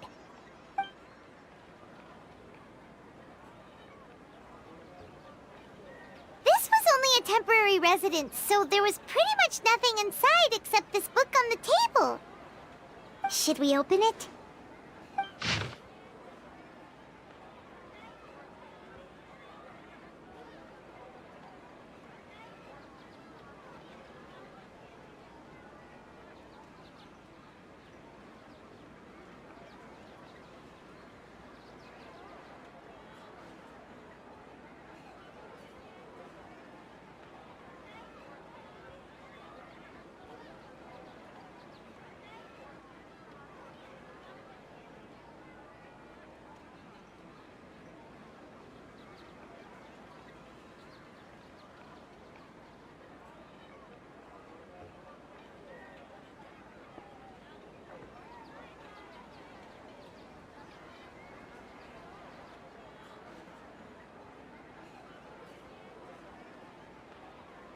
Wow, Dunyarzad wrote all of this.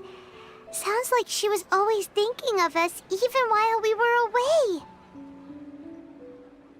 Even though she was also busy preparing for the Sub-Zero's festival and had all her health problems to worry about. She must have wanted to give this to us as a gift on the day of the Sub-Zero's festival, right? If we hadn't found this book, we never would have known.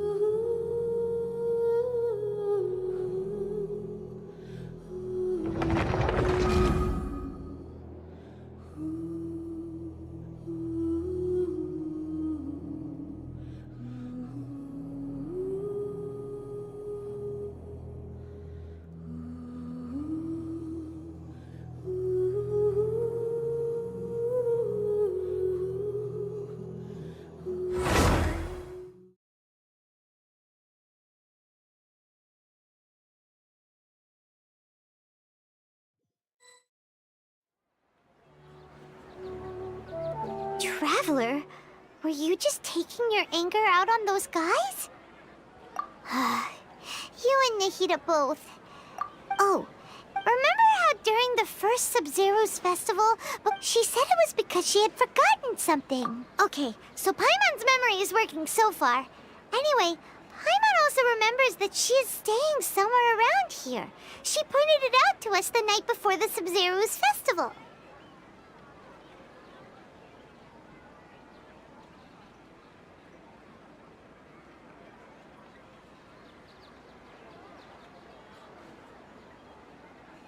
Yeah, even if it's only a tiny clue, it'll probably still help us more than this needle in a haystack search.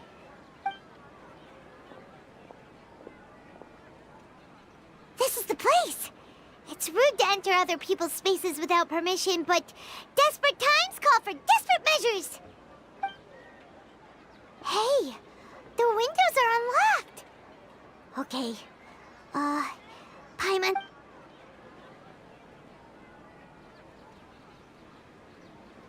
This was only a temporary... Should we open? Wow. Dunyarzad wrote even though she was also busy preparing. She must have wanted to give this to us as a gift on the day of the Sub-Zero's festival, right? If we hadn't found this book, we never would have known. But now that we know, we can't even thank her.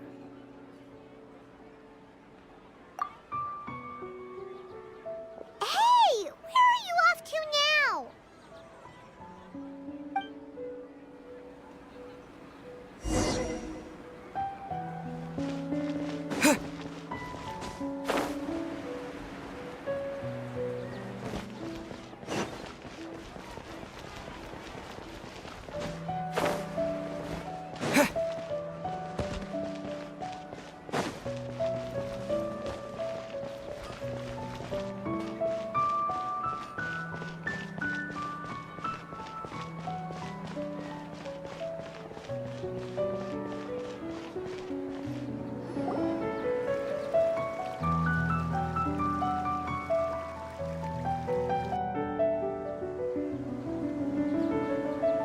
It's Dunyarzad's puppet.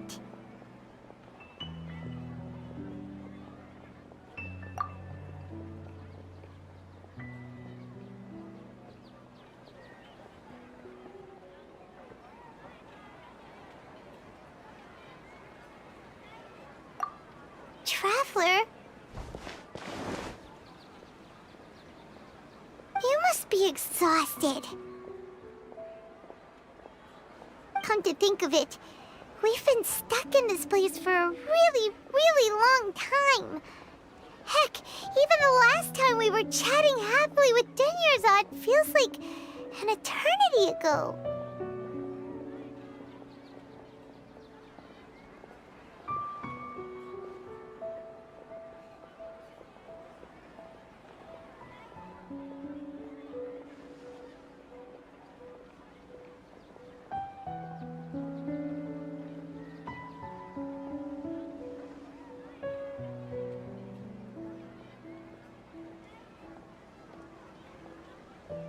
Paimon still remembers when we were sitting here, and the way her eyes sparkled when she talked about Nilou's Dance of Sub-Zerus. There will always be frustrations in life, but I know that the point of living is not to leave behind any regrets.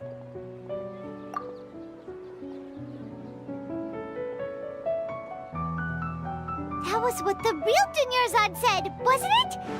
Does that mean... Yes, Traveler. What is it? Oh, so she's still just a puppet. But just now, how come... What? Where are we going this time?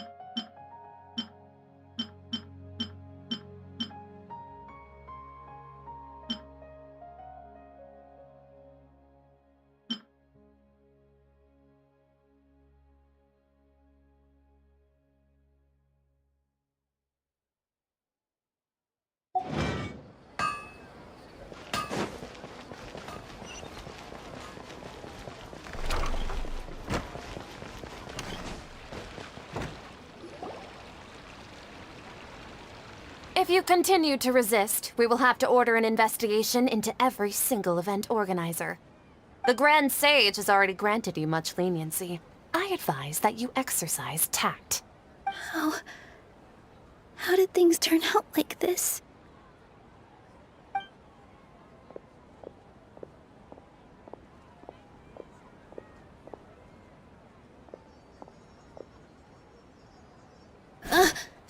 Traveler?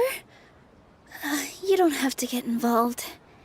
He's a sage from the Academia. I don't want to drag you into this. Traveler? Traveler? What the heck are you doing? If you get arrested by the Academia, that's another day gone to waste!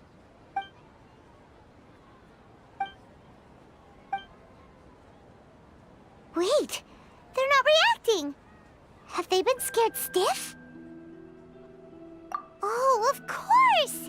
If this is the sage's plan, they wouldn't put themselves through this. So they're just substitutes. What is this? What happened to the Grand Sage and his entourage?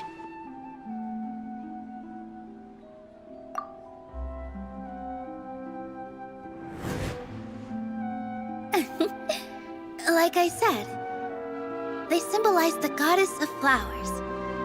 It's just a shame that all the real Padisaras went extinct after her death. Yes. The Greater Lord brought forth new Padisaras in memory of the goddess of flowers. But she ultimately could never truly replicate that beautiful shade of purple.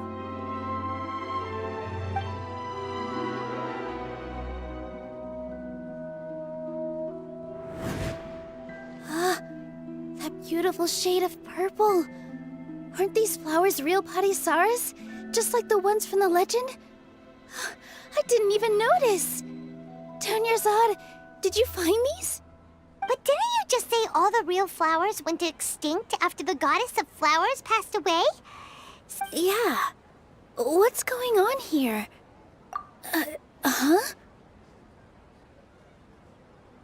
You guys are acting weird. But okay, I'll try.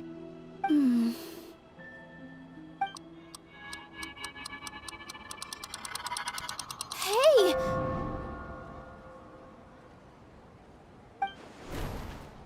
They disappeared! So Nilu's the host! What a surprise!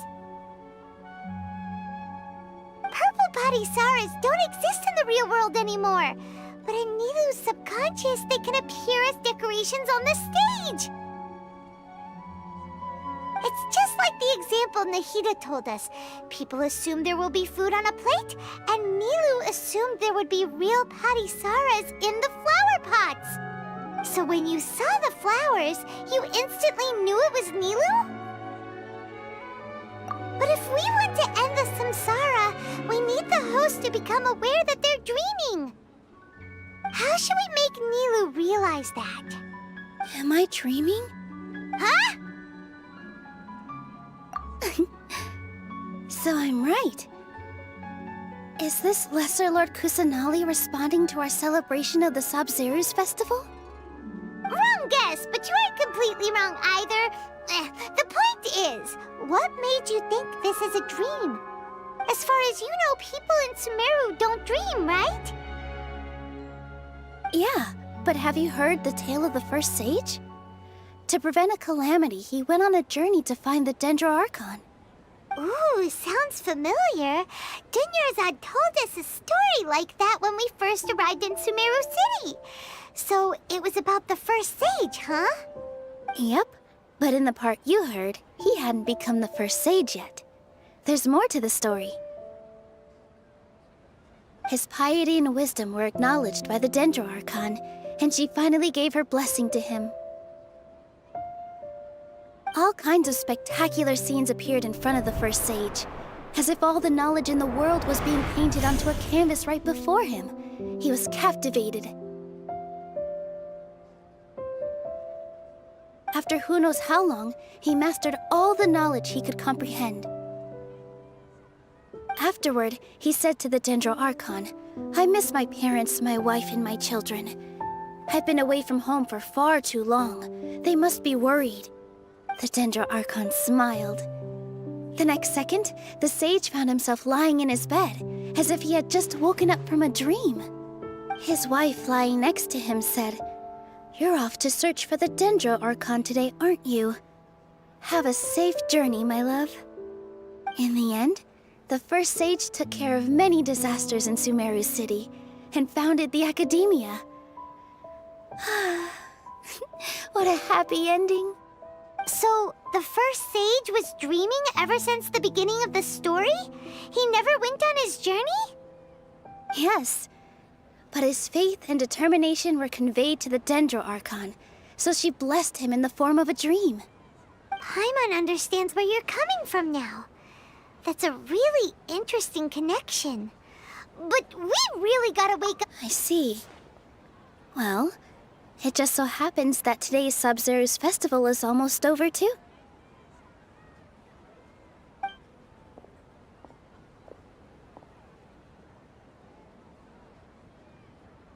Since we're in a dream, let's make this final dance of Sub-Zeros as beautiful as we can.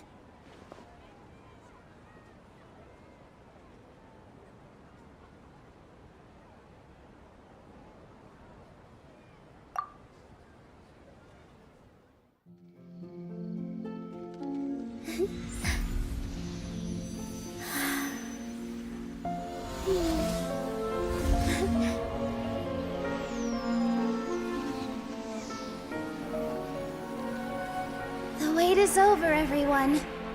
I dedicate this to our god, the Dance of Sub-Zeros.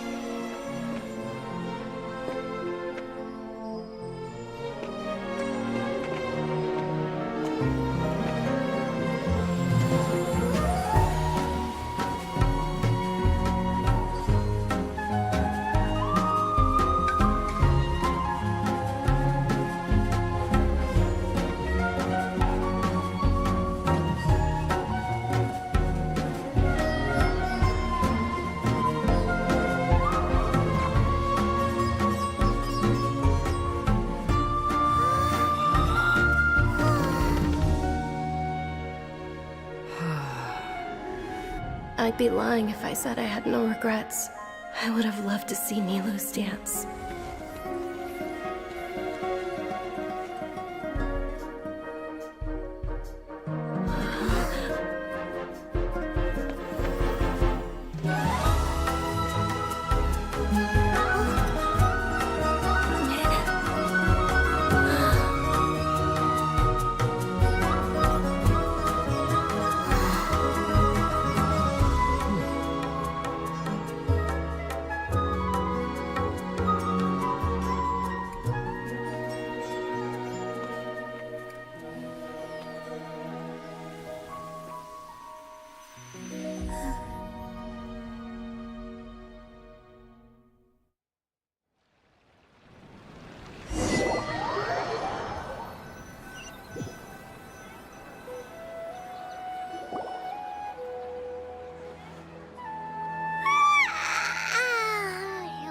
Good morning, traveler. Oh, Paimon feels like she's been asleep for the longest time. Paimon's head feels super heavy. Did we oversleep? Do you even remember going to sleep last night? Paimon thinks it was after the Sub-Zero's festival. The Sub-Zero's festival! Have we finally escaped from the Sub-Zero Samsara? Quick! Take off your Akasha terminal!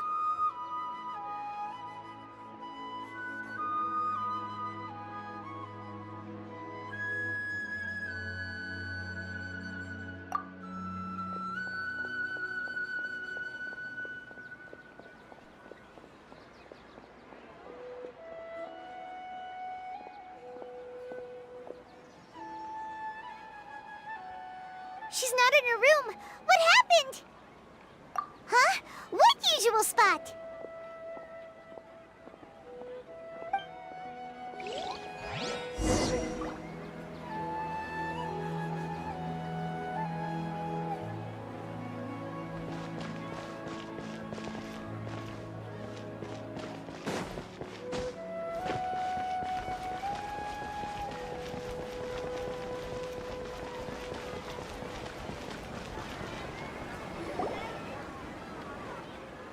Well done, Traveler and Paimon.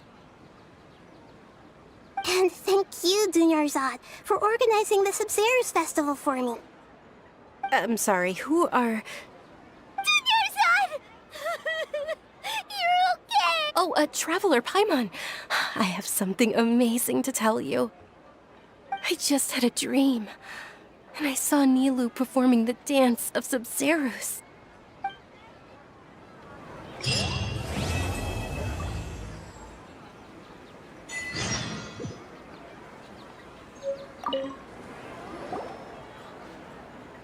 You're actually Nahida, aren't you?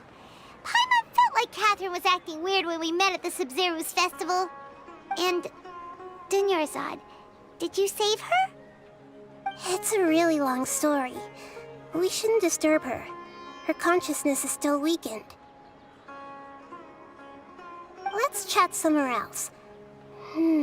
How about by the Traveler's favorite bench?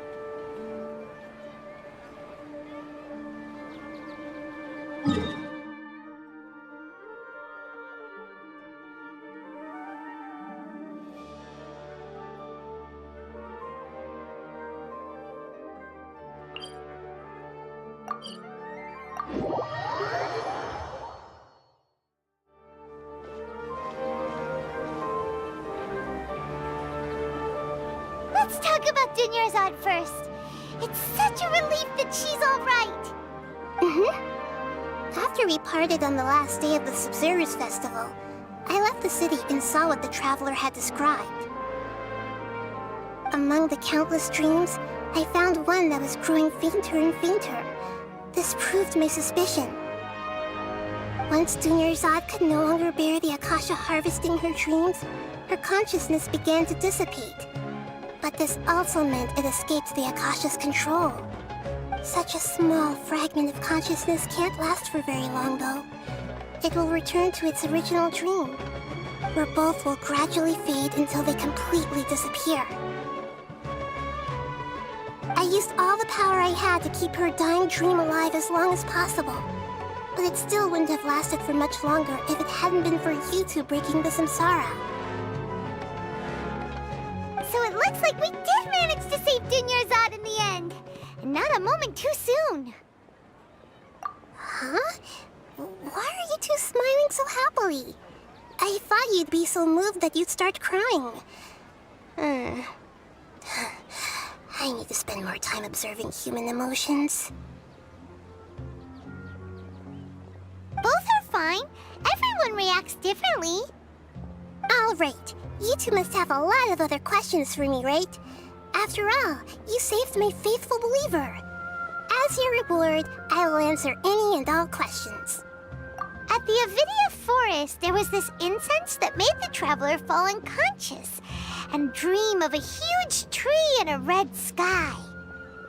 You also heard someone's voice, right? It said world and forget me. Yeah, so you do know! We've been wanting to ask you what that was about, and if the red sky was related to Conria.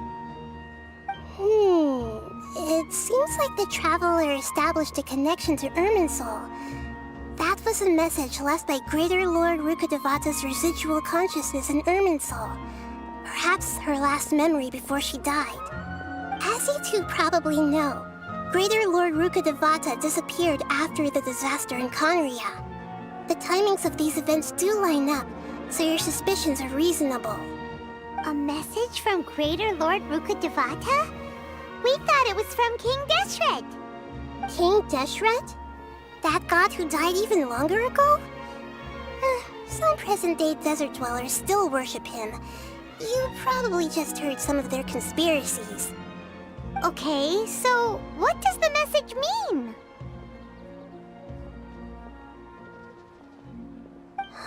I still haven't managed to decipher it. Even the Akasha isn't currently capable of doing that. Greater Lord Rukkhadevata's residual consciousness in Irminsul seems to be contaminated with something that has a very dangerous aura to it. Many devoted scholars go mad as soon as they connect their consciousness. I've warned the Academia about this many times, but people still keep falling victim to it. But I believe this is the key to saving Irminsul. That's why I've kept trying to decipher it.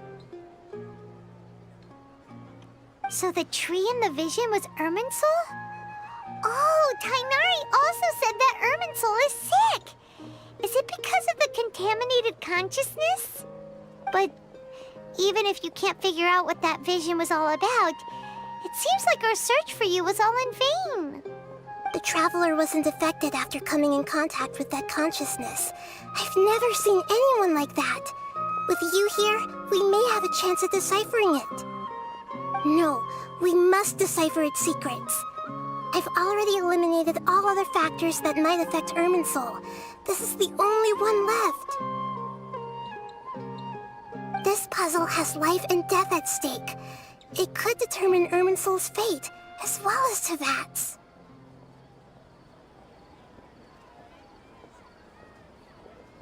You mean how the Akasha stops you from having dreams?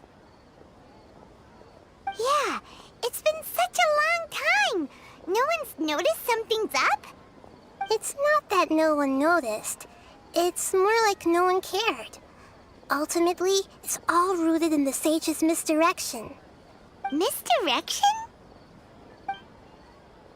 The Sages convinced everyone to believe that being unable to dream is a sign of rationality and wisdom. Not dreaming is a badge of honor in Sumeru. Even if the truth is that their dreams are being reaped by the Akasha.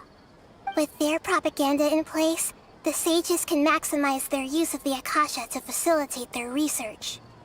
Besides, Greater Lord Rukkhadevata must have created the Akasha in the hopes that it could be used to its full potential.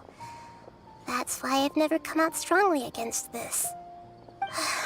Anyway, the perspective advocated by the Sages drowned out any voices of doubt.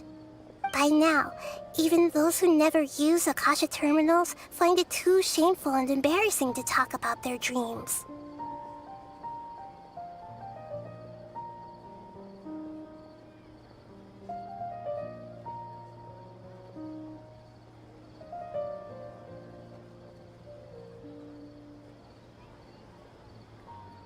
get it. I hope my answers were satisfactory, seekers of knowledge. To be honest, maintaining Dunyarzad's fading dream took a lot of mental energy. I think I may need to rest for a while. Oh, and you don't need to worry too much about the Sage's activities for now. The Akasha won't be able to conduct another project on the scale of the Sub-Zero's Samsara in the immediate future. Go and get some sleep. Leave everything to us. What a relief. This is truly the most exhausting birthday I've ever had. Traveler? Paimon? Why am I here? Do either of you know? Maybe you were sleepwalking. You know you can't wake up a sleepwalker. We happened to walk by, so we thought we'd wait for you to wake up. I see. Huh. I should visit my maintenance personnel sometime. Oh, I'm fine. I better go. Thank you.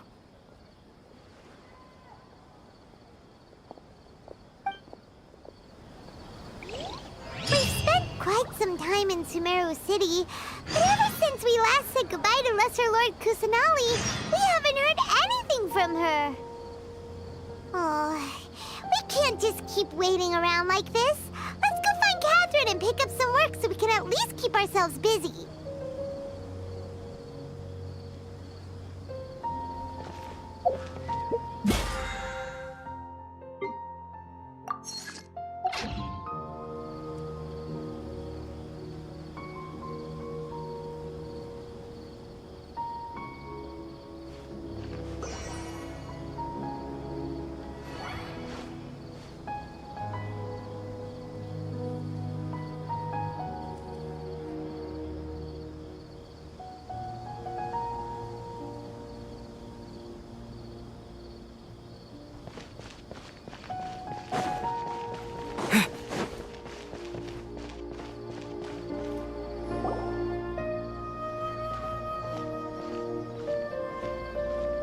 Ad Astra Avisask. We meet again, you two. Hi, Catherine. Do you have any commissions for us today? Commissions, huh? Oh, how about this? Please attend the Academia's Academic Symposium this afternoon and recite a love poem on stage. Wait, say what now? And if possible, please also use your camera to capture the reaction of the audience upon finishing the poem. Huh? What kind of commission is that? I see. It appears that you're not interested in this commission. In that case, please go to Port Ormos and convince the Eremites there to spend some time volunteering at the local orphanage. Hey, that's not any better.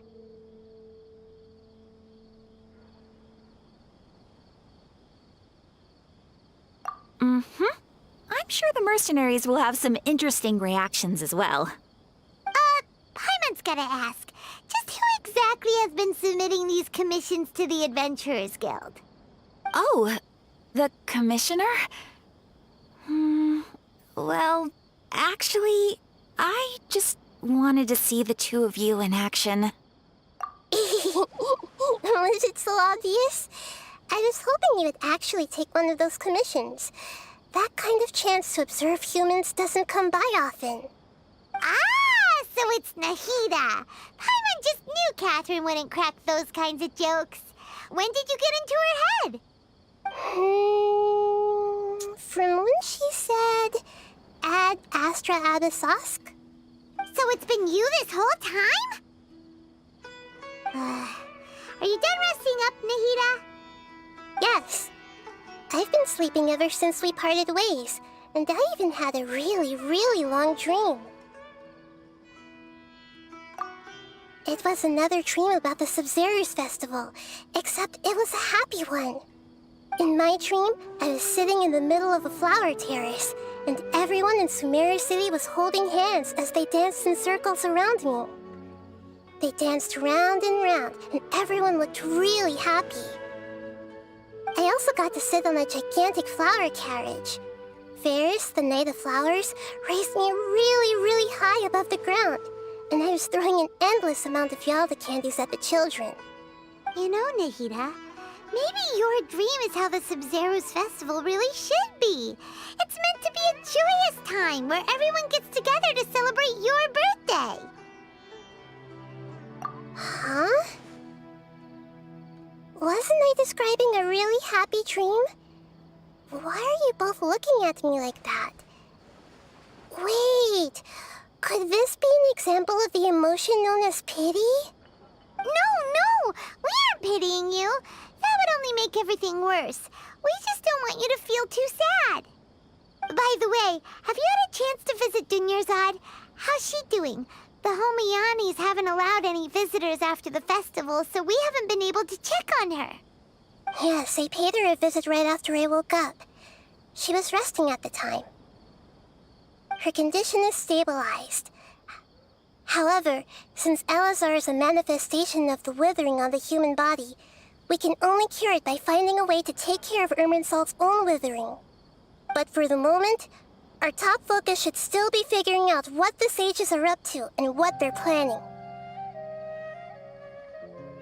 Right. Who knows what'll happen if they manage to pull off another scheme like the Samsara of the Sub-Zero's festival? So our first priority should be investigating and putting a stop to the sages' activities. As for how we should pull that off, let's discuss it somewhere else. There are too many adventurers around here. Oh, good point. Sorry, adventurers. We're gonna be borrowing Catherine for a little while.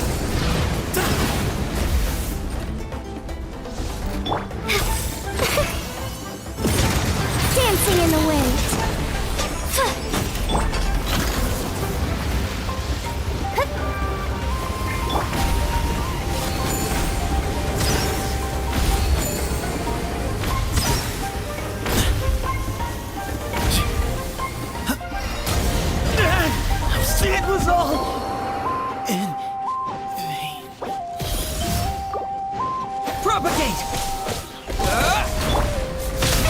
Oh, brilliant!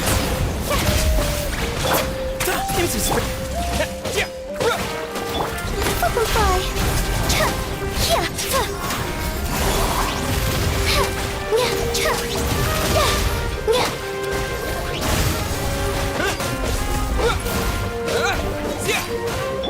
Excuse me?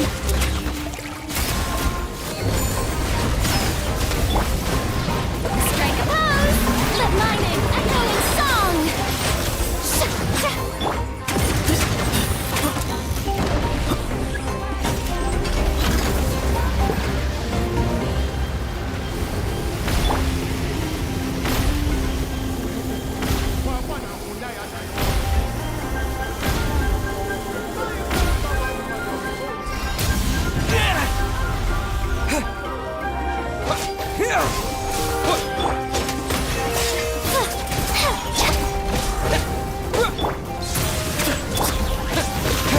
Scatter!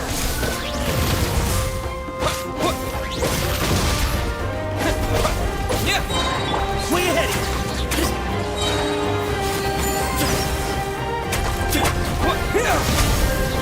Terminate! Closing in! Shower me with... Excuse me?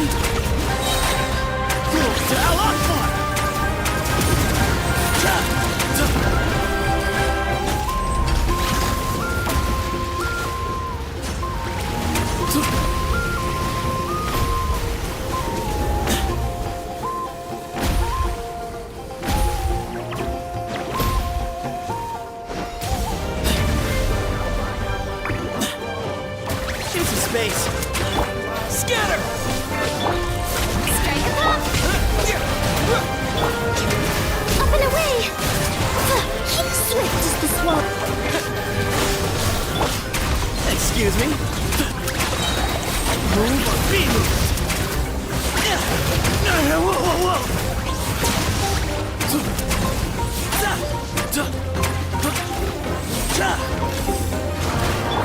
Shower me with praise! Let the world collide!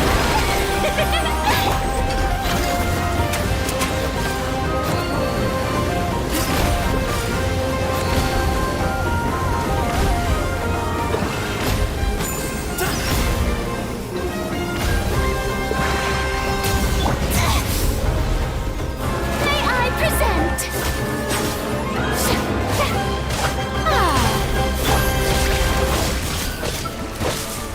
Into space!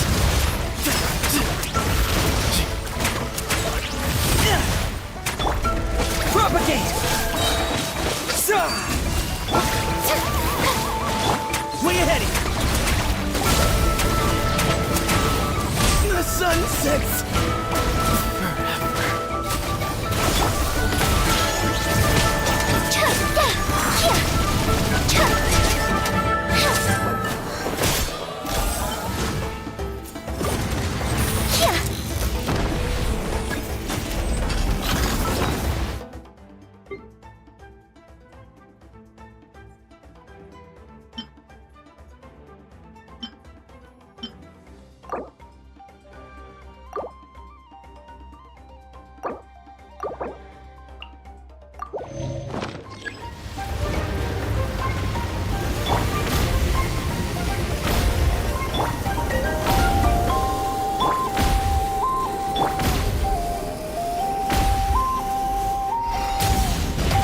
This is trouble! Yoo-hoo! Propagate! into space!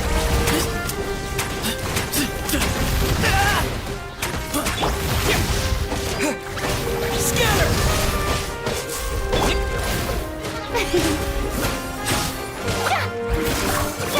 Excuse me? Propagate!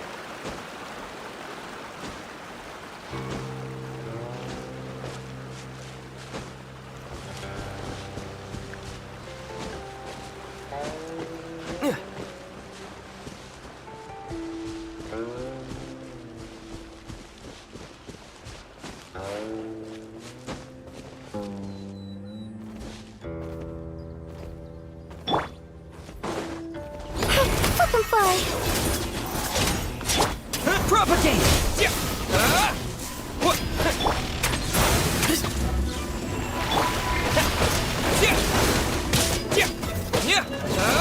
Scatter! Where you heading?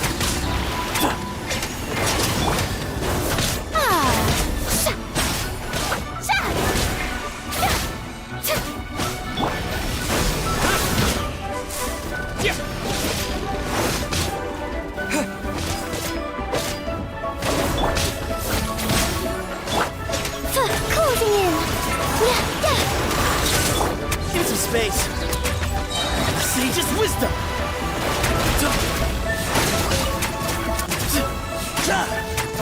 Where you heading?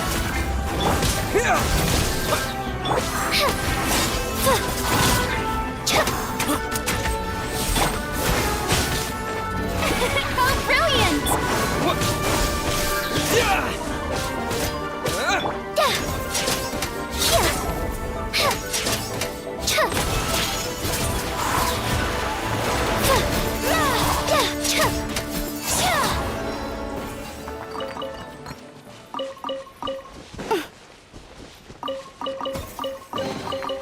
Whoa! Can I have some? Spread the luck around.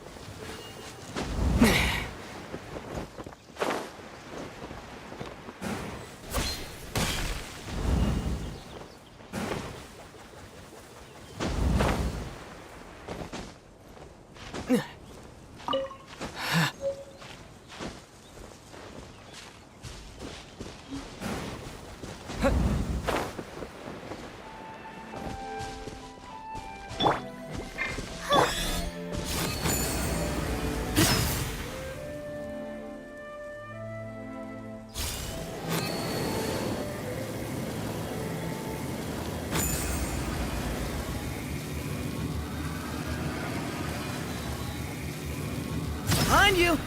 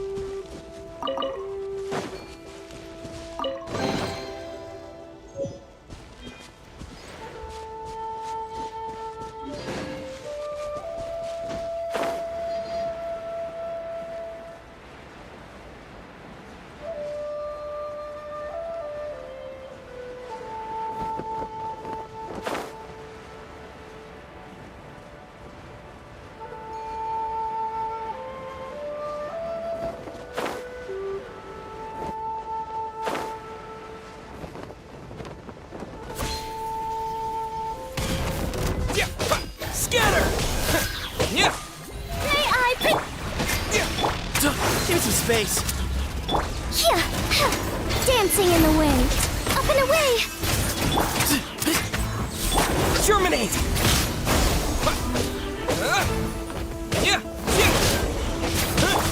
Excuse me?